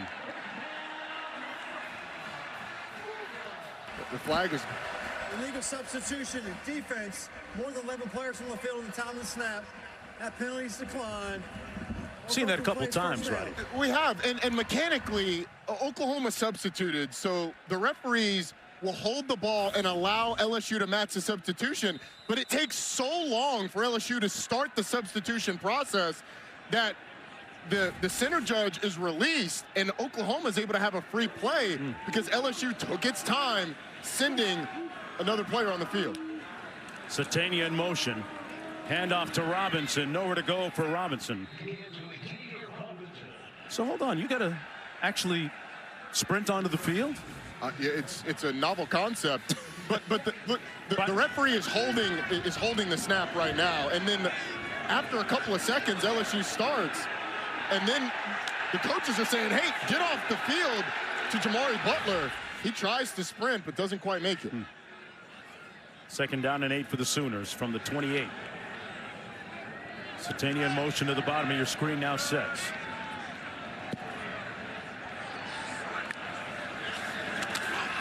They pick up the pressure.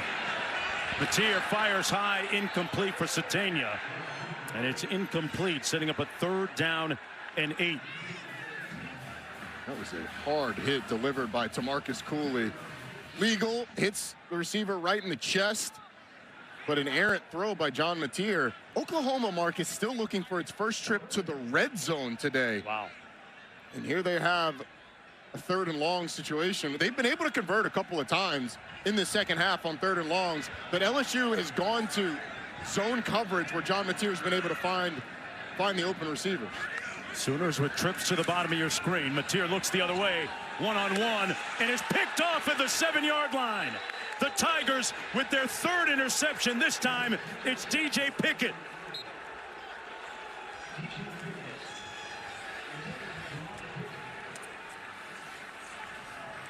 He had a pick last week, and back-to-back weeks now, DJ Pickett. Mark, I am surprised LSU has not gone to this more often. Challenge these receivers in man-to-man. It is a well underthrown ball. John Mateer's got to get that up and to the outside.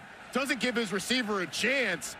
And you get Giovanni Gibson trying to go around and through the 6'5", nearly 200-pound DJ Pickett, who just cradles the ball into his chest.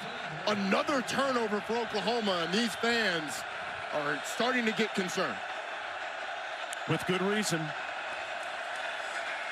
With a potential berth in the college football playoff on the line, Barry stopped up by David Stone.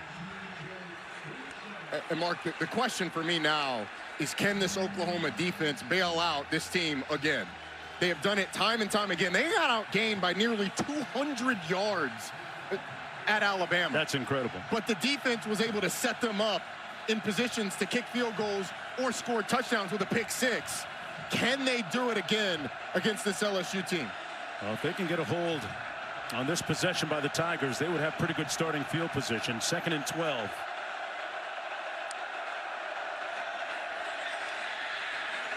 And that's going to be a keeper by Van Buren. Nowhere to go. Couldn't hit the edge. Spears Jennings making the tackle, setting up 3rd down and long. Robert Spears Jennings, one of the top safety prospects for this upcoming year's draft, made a really nice play there. LSU, I think you are being very conservative with this play call. You do not want Brent Venables simulated pressures or full pressures to cause a holding in the end zone or a sack in the end zone, or certainly a turnover. I think you're being pretty conservative here with Michael Van Buren in this offense.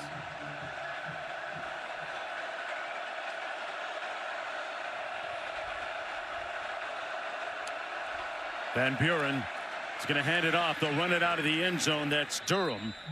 And Durham out across the 10 to the 12. 4th and about 5 to go. A little bit of room for the punt upcoming for the Tigers with 6:09 to go in the 3rd quarter.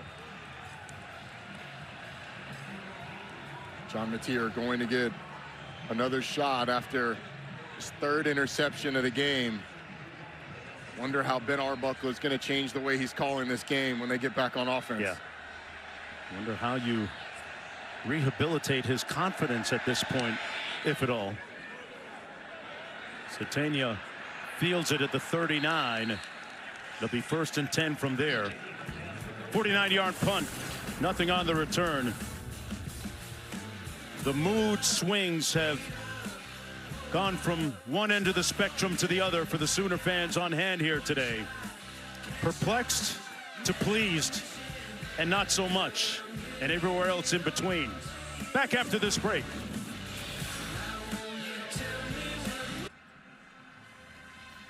(10-3), the LSU Tigers leading the Sooners, who are really looking at a lot on stake here today. Roddy, we went from discussing style points for Oklahoma to just surviving now. Now it is about survival, because if you win, you're in the college football playoff. If you lose, you are out. And the big winners right now with this scoreline hold, BYU, Miami, and Texas, who would all inch closer to college football playoff appearances as at-larges if this Oklahoma team were to lose. Miami with a win today at Pitt. Let's go down to Q. John Mateer, after throwing that 3rd pick, comes over to the sideline, takes a big swill of Gatorade, and has a seat on the heated benches. Didn't take long for Ben Arbuckle, their offensive coordinator, to pull up a chair right next to the two. And they talked for what was 3 to 5 minutes just about the game plan, about the play calling sheet. Mateer now has got to bounce back. He's got to bounce back with confidence, Mark. Well, he's taking a shot here, Q, to Satania. Good coverage down the sidelines, no flag. Incomplete. Mansour Delane back in the ball game. Remember, we saw him shaken up a little bit earlier as we look at the numbers from Mateer. Oklahoma has shown a resistance to staying committed to the run. Anytime it's 2nd and I would say 6+, maybe even less than that, it feels like they go straight to the pass to set them up for 3rd and longs. If I'm LSU, forget about playing zone. I think you are challenging these receivers every single play to get open against man coverage. Mateer's thrown 2 interceptions in his last 6 passes. That one to the sidelines complete, right near that 1st down marker to Satania, working against Woodland, and he's going to come up about a yard shy. It'll be 4th and about a yard. It's a nice job. They had a man beater, bunch formation. They got some natural picks. It created some space. P.J. Woodland was able to get Satania out of bounds on that third down. But remember, Oklahoma had a 4th and short in this part of the field earlier in the game. We're not able to get it. They tried to run it on that one with the running back. See what they do here.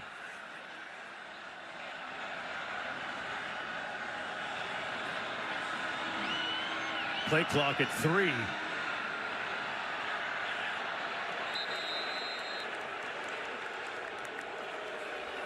And a chorus of boos cascading down from the stands here. You know, Mark, I actually kind of like the decision. This is a defensive ball game, and instead of wasting your timeout, calling a timeout, and trying to get it on a 4th down, you've already been stopped at this part of the field. You are playing the field position game and banking on your defense bailing you out with a turnover or a big play to create an advantageous situation for your offense. I actually like the conservative decision by Brent Venables. All right, so in comes the punt team. Grayson Miller.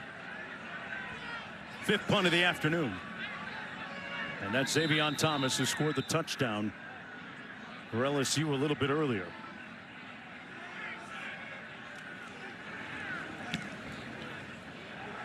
A high spiral.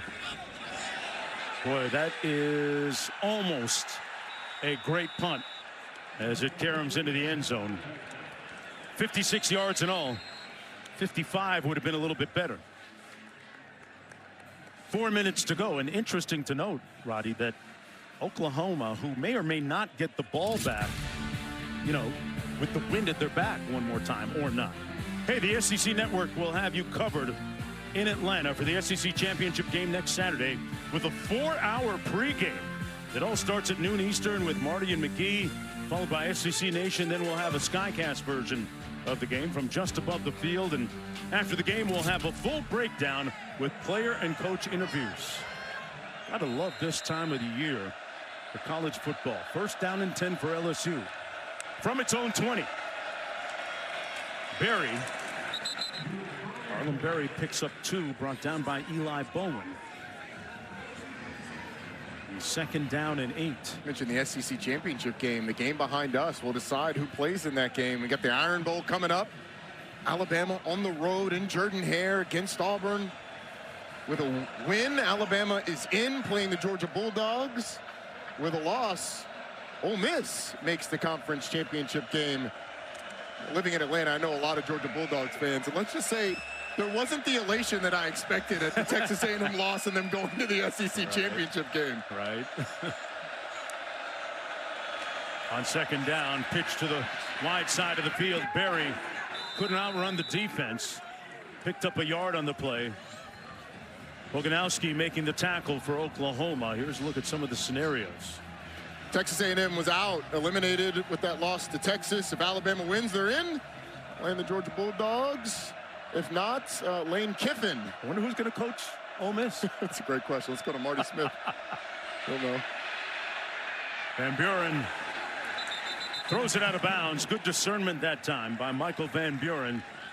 And it's 4th down. So Oklahoma will get the football back once more with the Winds at its collective back. With 2:45 to go here. Satania back at his own 37-yard line. Venables, he's all gas, no brakes. Yes, he is. There's no in between. He's got to be frustrated today. His defense has given up 107 yards of offense, and yet they find themselves down by 7, in large part because of the turnovers. 7th punt for Chadwick. Wow, that's a great punt into the wind. Satania on the return, looking for an alley. Isaiah Satania all the way into LSU territory at the 45-yard line. Finally tackled by Grant Chadwick, the punter. A 57-yard punt, 35 on the return. As we take a look at our high-speed highlights brought to you by T-Mobile 5G home internet. There was a Patrick Payton tip that ended up in a Harold Perkins interception early in the game. LSU threw an interception right after that. A.J. Halsey was able to track down one as well. And then on the last possession, it was DJ Pickett that ends up picking off an underthrow by John Mateer. 3 interceptions on the game for John Mateer, tying his season high through 3 against Texas as well. With Torrey Blaylock behind him in the backfield, Mateer hands it off and nowhere to go. Whit Weeks making the tackle on the play. He's been nicked up the last couple of weeks. We saw him in pregame going through some special PT and stretching, and even at halftime with one of the athletic trainers. LSU has often been at its best this season defensively when there are a couple of Weeks on the field. Whit Weeks playing next to his brother West Weeks. Last week, Zach Weeks got in the game as well with the Weeks brother. We had 3 Weeks on the field. Is last week related? Last week is not related. Who's on first? Little receiver screen, tunnel screen. Burks on the move. Burks with a burst. Touchdown Sooners. There it is.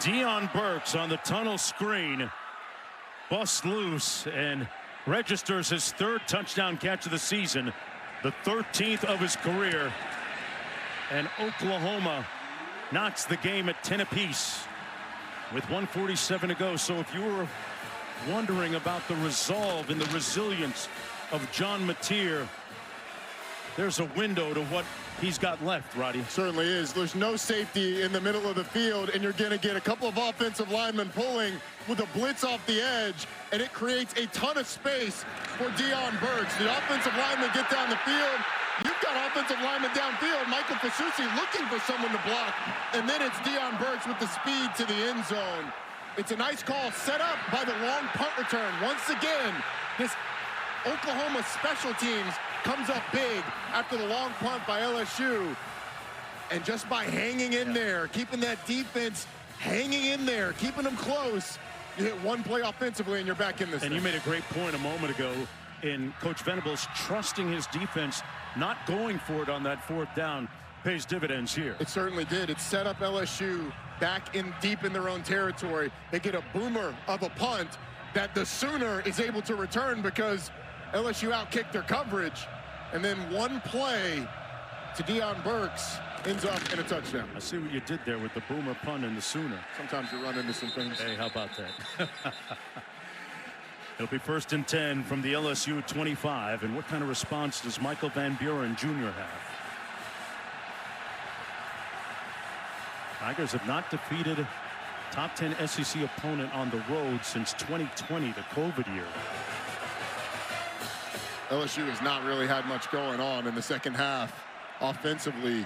41 yards, and now this crowd's getting back into it. We've seen them displeased at times today, but they are fired up and alive after that touchdown.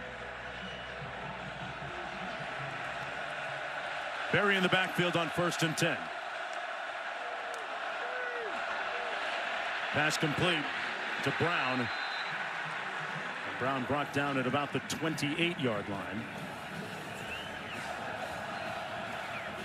Your 2nd down and 4. Kobe Johnson making the tackle for the Sooners. It's a nice 1st down play for LSU. I think. Why do you like that call? Because it gets the ball on the perimeter quickly in space, and running the football has been tough. You have to stay committed to it. I'd like to see them try and run it on the perimeter some, like we saw with Michael Van Buren on the long play that got him down inside the 5. Hilton Jr. in motion to the top of your screen. Van Buren pulls complete. That's going to be a 1st down catch by Kyle Parker. Right beyond the 35-yard line, and they move the chains on the 7-yard pickup. For a free access throw, Jacoby Johnson, the corner, is well off the football. Just a little 5-yard out, and it gets you a 1st down. Those are the things that LSU has to take advantage of, as everything else has been really difficult for them today. Thomas splits out wide to the top of your screen. He scored the only touchdown today for the Tigers. Parker in motion. They keep it on the ground. Nowhere to go for Berry. Brought down against the #1 defense against the rush in the country. Williams, one of the first guys to get there. 1-yard pickup. It's really starting to feel like Oklahoma is daring LSU to throw the ball. LSU's not going to have to snap it. And if they don't want to, they can take this thing to the fourth quarter. But a lot of bodies around the line of scrimmage for Oklahoma.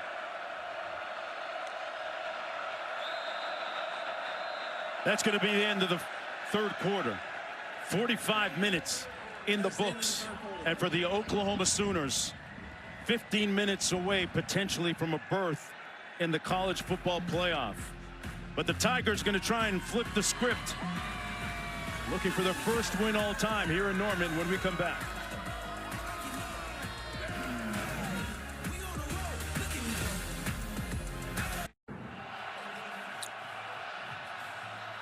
Well, Coach Venables talked about the pillars of his defense with Quinn a moment ago. He'll need them right now.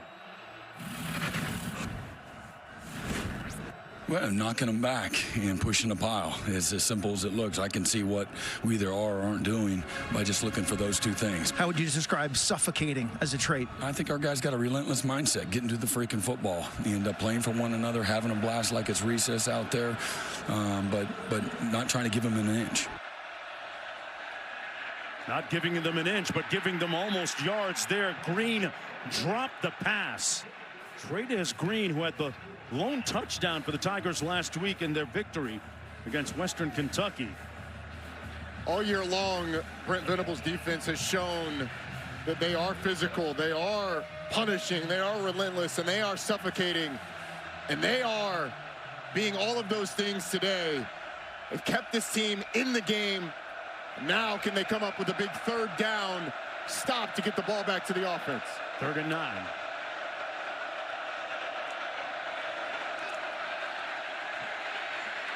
Van Buren going to take off.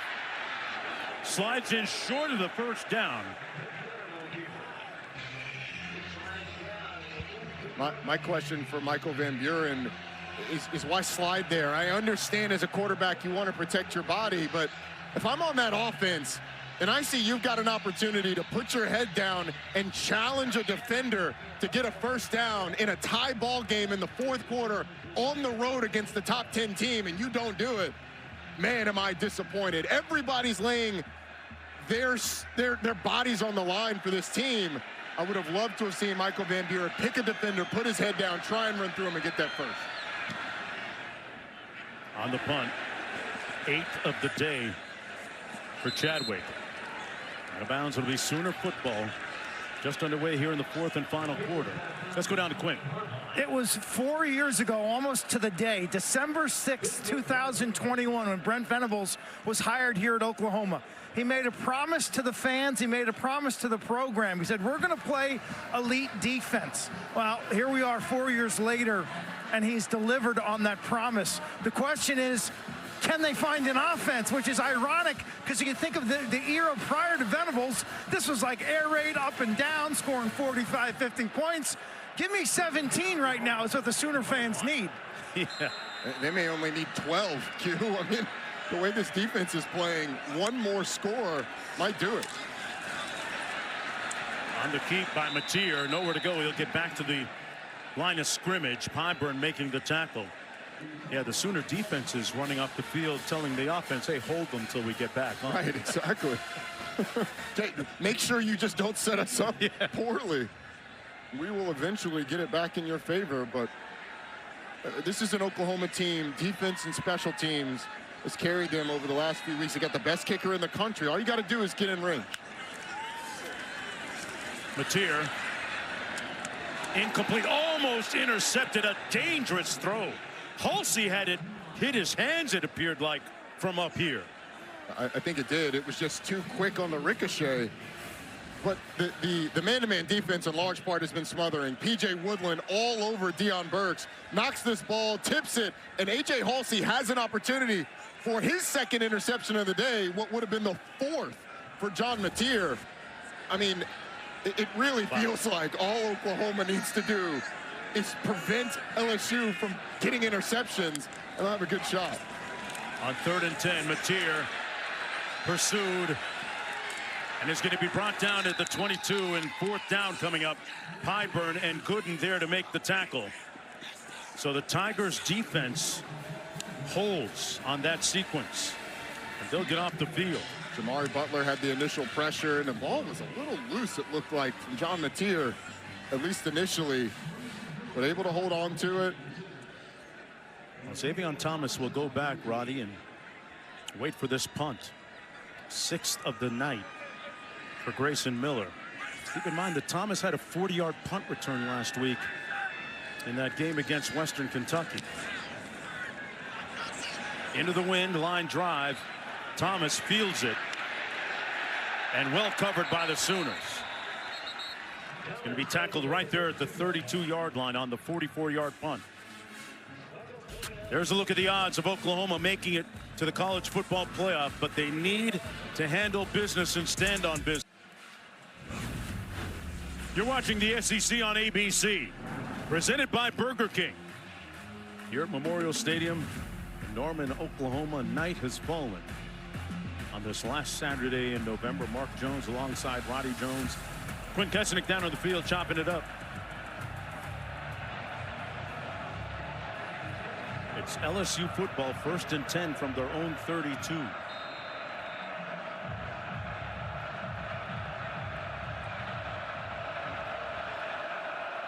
Van Buren out of the shotgun. They go empty formation.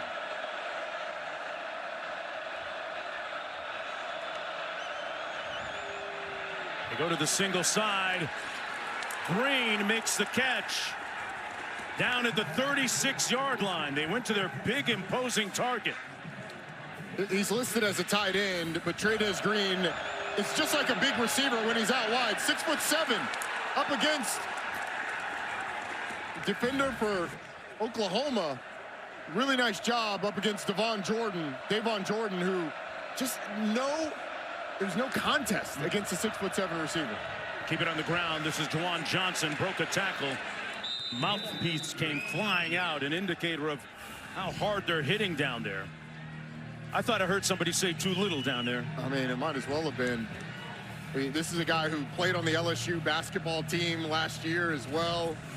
Just a tremendous athlete who's one of the biggest mismatches that you can find around. He is a special talent out wide.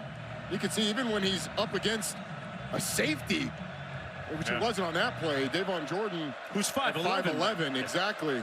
Just no match for with a well-thrown ball. Brown in motion. Van Buren down to the 20, caught by Thomas. And this Tiger offense finding a little bit of rhythm, a gain of 11. Couple of plays, creative formation by Alex Atkins on the Trey'Dez Green play, and then you get Michael Van Buren on the roll. It creates some space in the defense and an accurate throw. And then after a few plays, got this Oklahoma defense kind of on its heels a little bit.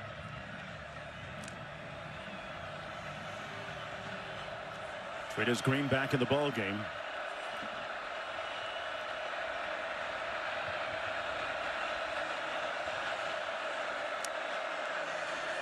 It's going to be Berry.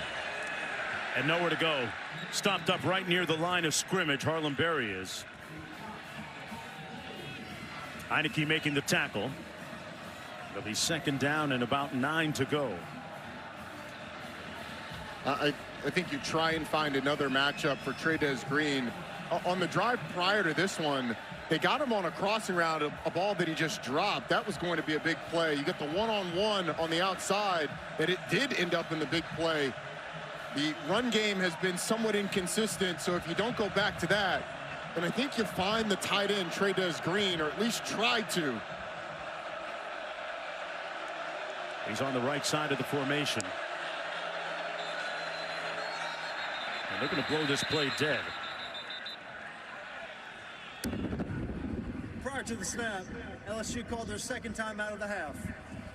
So LSU with 1 timeout remaining. Seconds in length. Frank Wilson looking for his 3rd win as the interim head coach and spoil the CFP party for Oklahoma in the process. Back after this break. On the fringes of the red zone. 2nd and 9. On the reverse, ball's loose and recovered as they tried a little trickery on the reverse. Grayson Halton knocked it loose. Made a big play for the Sooners. Grayson Halton has been phenomenal the past couple of weeks, really all season for this Oklahoma defense. He almost picks this ball off. And had he not, there was room out wide for a relatively big play, and it knocks LSU back a long way. Wow. Even with the wind, this would be 57-ish yard field goal. They lost 17 on that play, Roddy. Now from right around the 40. 3rd and 27. Green in motion, now sets. And Buren hits Green. There's a flag down. Green down at the 31. 8-yard pickup, but will it stand? Prior to the snap, delay game, offense, 5-yard penalty. Boy, that's 2 major miscues against the Tigers that push them even further back now with the 45. And LSU, having spent 2 of its timeouts earlier in the half, with only 1 left, wisely decides not to take it. And the long for the season this year for Damian Ramos is the 52-yarder he hit in the first game against Clemson. He is kicking with the wind. And in pregame, they were hammering those things. Both Damian Wilson and Tate Sandell were hammering them from 60+, but still a low percentage kick from this far out. It would be a 62-yarder from here. On 3rd and long, Van Buren on the run at the last minute fires. They're going to rule it complete and spotted at about the 25-26 to Xavier Thomas. So a little bit more manageable potential field goal here. Look at this nice effort. Xavier Thomas just keeps working across the field. And when Michael Van Buren sees him, delivers it right on the 0, right in the middle of his body. And it sets up Damian Ramos with a much more manageable field goal. This one coming from about 43 yards out. Made one earlier from 25. Light work for Damian Ramos, giving LSU a 3-point lead with just under 8 minutes to go, trying to spoil the hopes of the Sooners and their potential spot in the college football playoff. That's what's on the line.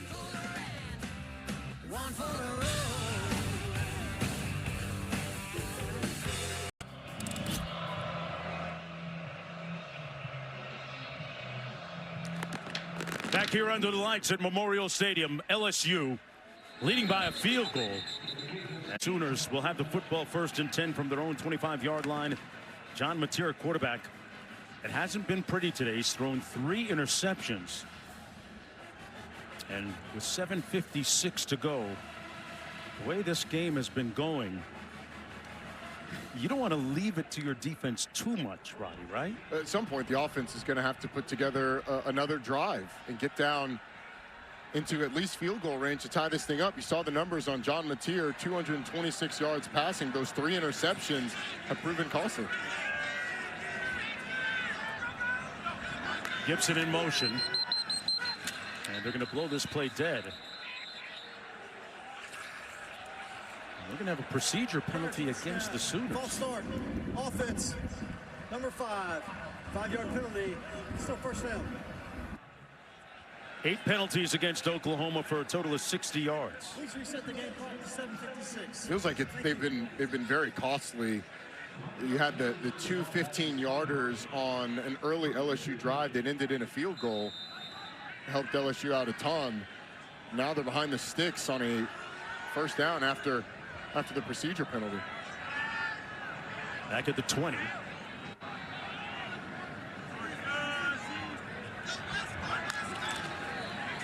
Little pressure coming from the Tigers. Mateer incomplete. It seemed to hit Gibson in the hands.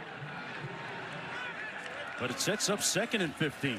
Mark, I wonder if he was distracted a little bit by the umpire, who did a great job of getting out of the way. But the umpire's right here in the middle of the field, and John Mateer is going to throw it basically right at the umpire's ear.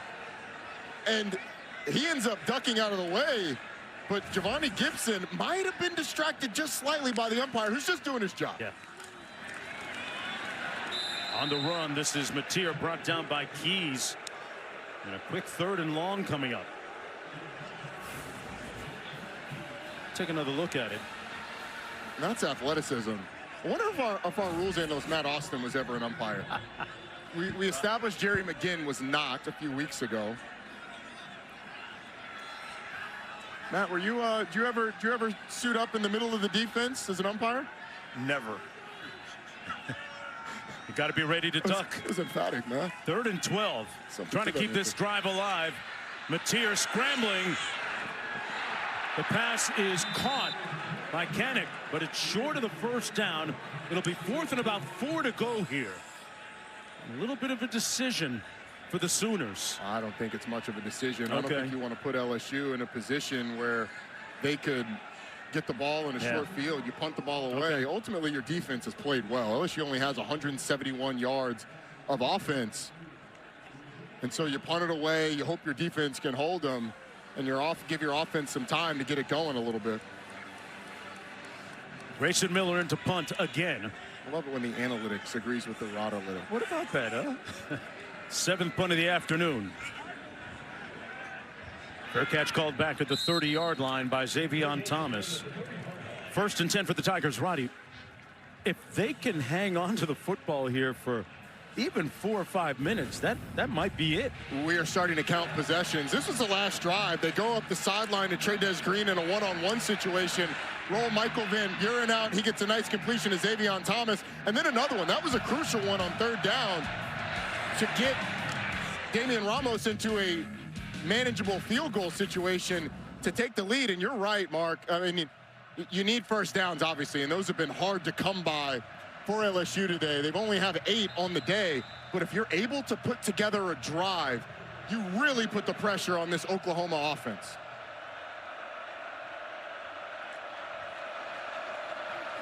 On 1st down, nowhere to go that time for Harlem Berry, stopped up behind the line of scrimmage. It'll be 2nd and about 11 to go. Kobe McKenzie making the tackle. If you want to know what Oklahoma is thinking, this is what it looked like. There is no one in the middle of the field. You've got 3 guys out wide playing man-to-man. Everybody else is at the line of scrimmage trying to stop the run and force an LSU punt. Brent Venables has said, all right, if you're going to do this, LSU, you're going to have to do it against not only a loaded box, a loaded line with 8 defenders at the line of scrimmage. Under 6 minutes to go. It's kind of the same thing here. A lot of guys around the line of scrimmage. Out to the 35. It's Durham with a nice sprint. Good run that time to pick up 8. So a manageable 3rd down coming up now for the Tigers. I think if you're LSU, I like Michael Van Buren outside the pocket. Get him away from the interior of that rush. Pivotal 3rd down here. They're 1 of 11 on 3rd down tonight.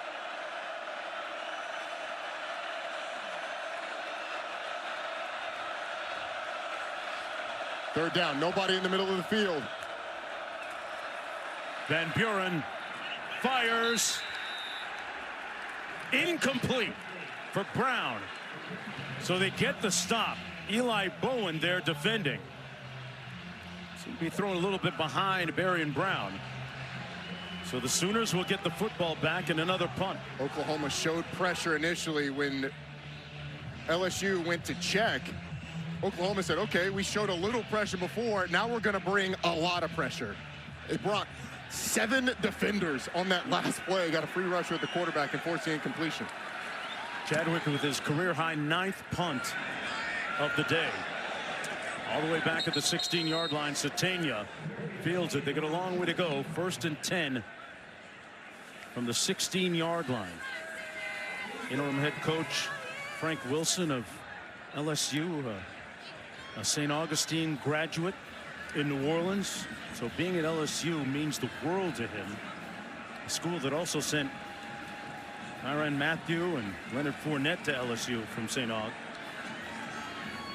His team leading by a field goal with 5:04 to go.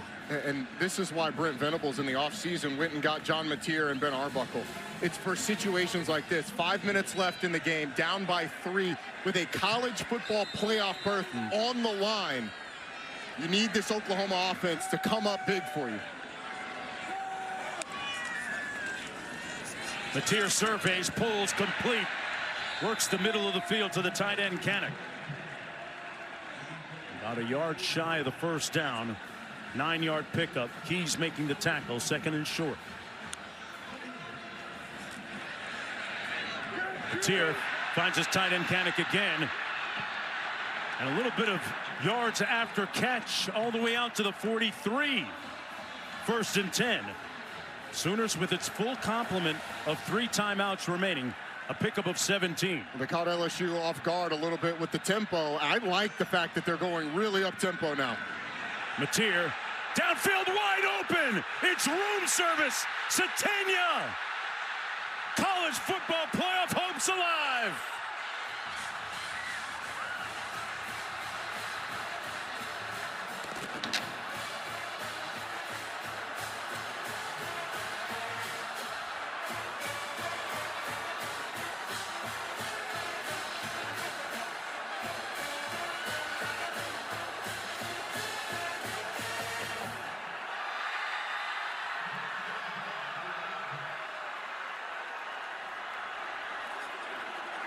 Somebody hit the snooze button in the secondary or on defense for the Tigers as Satania, unmarked, unsupervised in the secondary. 58 yards for the touchdown, Roddy.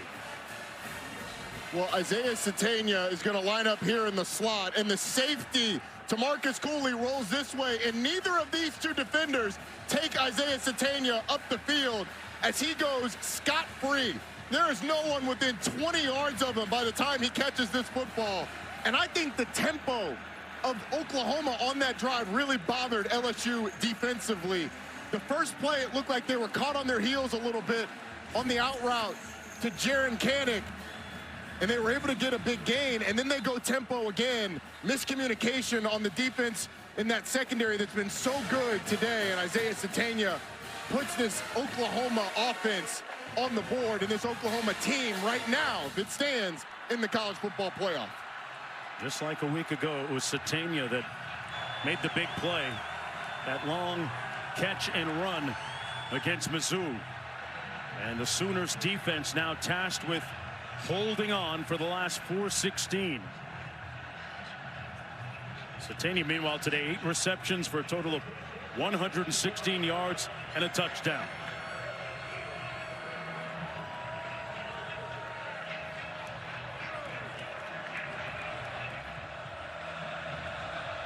Well, the Sooners officially off of life support.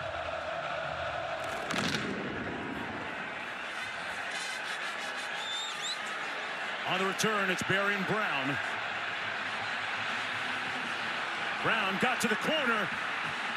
Goes north-south, still in bounds, all the way up near midfield. So a prolific return by Berrien Brown. And the Tigers, Roddy, will start with great field position here with 4:09 to go. Yeah, and a couple of defenders for Oklahoma end up hitting each other as Berrien Brown just tries to get outside. And look on the edge. You got a couple of guys taking themselves out. Tate Sandell actually does a pretty good job of slowing Berrien Brown down so that the tackle can be made. But LSU in good field position, down by 4, 4:09 left on the clock. A 47-yard kickoff return. Michael Van Buren making his 3rd consecutive start. Out of the shotgun. Durham in the backfield. Receiver screen complete. Down to the 44 is Chris Hilton Jr. Going to be a gain of about 4, close to 5 on the play. Under 4 minutes to go. The Tigers with a singular timeout remaining. 2nd and 6.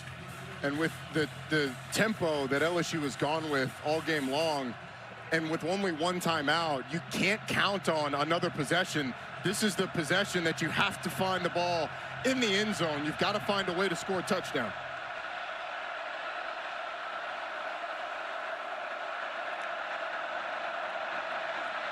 Ball tipped at the line of scrimmage and incomplete. Batted down. Marvin Jones Jr., the transfer from Florida State, got a hand up there and tipped it away.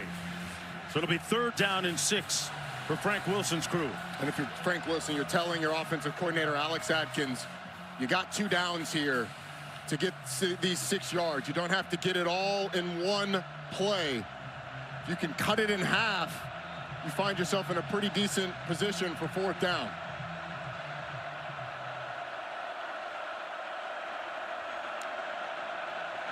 Van Buren got it off, complete. 1st down all the way to the 36. Parker moves the chains with 3:16 to go. Big time play by Kyle Parker. Picks up 10. Yeah, it was a nice job of picking up the blitz by that LSU offensive line and the running back, Caden Durham. And Kyle Parker just sits in the soft spot in the zone. Good recognition by Michael Van Buren.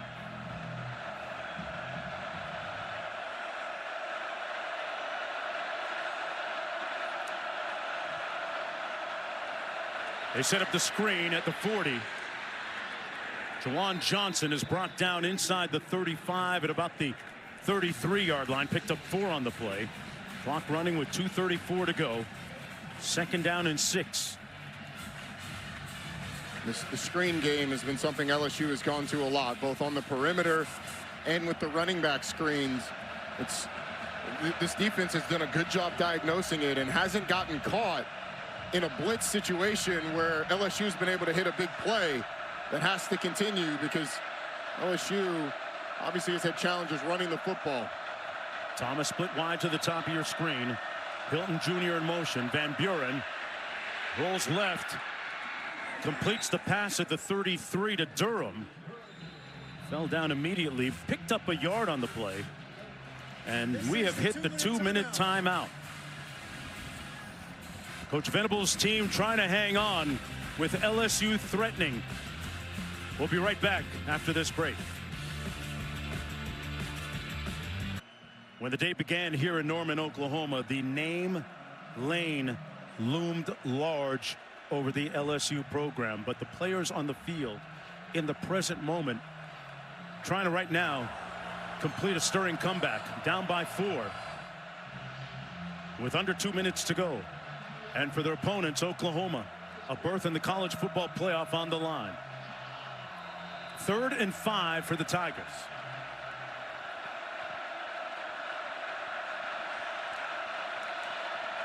Van Buren keeps it and is going to end up about 2 yards short of the 1st down at the 29. So a manageable 4th and short coming up. I like the call, though, from Alex Atkins. And now what do you go to on 4th down? Because it's 4th and 2, everything's kind of on the table. I'd like to see them get Michael Van Buren on the perimeter with his legs and give him the option to either throw it to somebody leaking out or run it. Keeping him in the pocket, I don't think that's the way to go unless you've got a really good matchup. Against the top rush defense in the country. Thomas in motion, and we're going to have a timeout called by LSU. And if you were going to take that timeout, you'd like to have saved a lot of time by taking it early. I'll tell you what, his face tells you everything that he's feeling on every play. The demonstrative Brett Venables. 4th and 2 coming up with 1:20 to go. If you're LSU, you talked about the options, getting Van Buren on the edge. How do you want to do that against the defense that gives up the fewest yards per carry in the country? Well, I think a simple rollout gets you in a position where you're away from that rush, unless you've got a matchup on the outside that you like. And that would be one of your receivers against the corner that's off the line of scrimmage, giving you a free access throw. I would expect Oklahoma to take those away, whether you're pressed up or you roll to a coverage that takes away the easy throws. But does LSU dare to try and big man this Oklahoma defense, the defensive tackles have been excellent. David Stone, Grayson Halton in the middle. Those two guys have been phenomenal all day long. Backs line up out of the eye. Play fake. Incomplete. The Sooners will take over on downs.